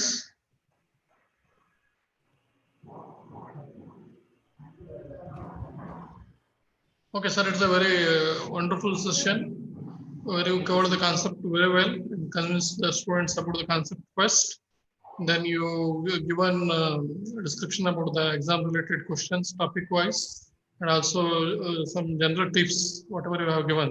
That is very much useful, and I hope students have definitely benefited with your session, and they will confidently attend this exam. And thank you very much, sir, for your kind cooperation, for being with us in this session. And I'm very much thankful to you on behalf of our institute, on behalf of Department of Sanhita Siddhanta, on behalf of Hema Madam, and on behalf of myself. Thank you very much. Thank you very much, sir. Hope the students would have got benefit out of this particular session. And also, I would like to thank all of you for the opportunity given. All the best for all the students for the upcoming examinations. Thank you. Okay, sir. Thank you, sir. Thank you very much.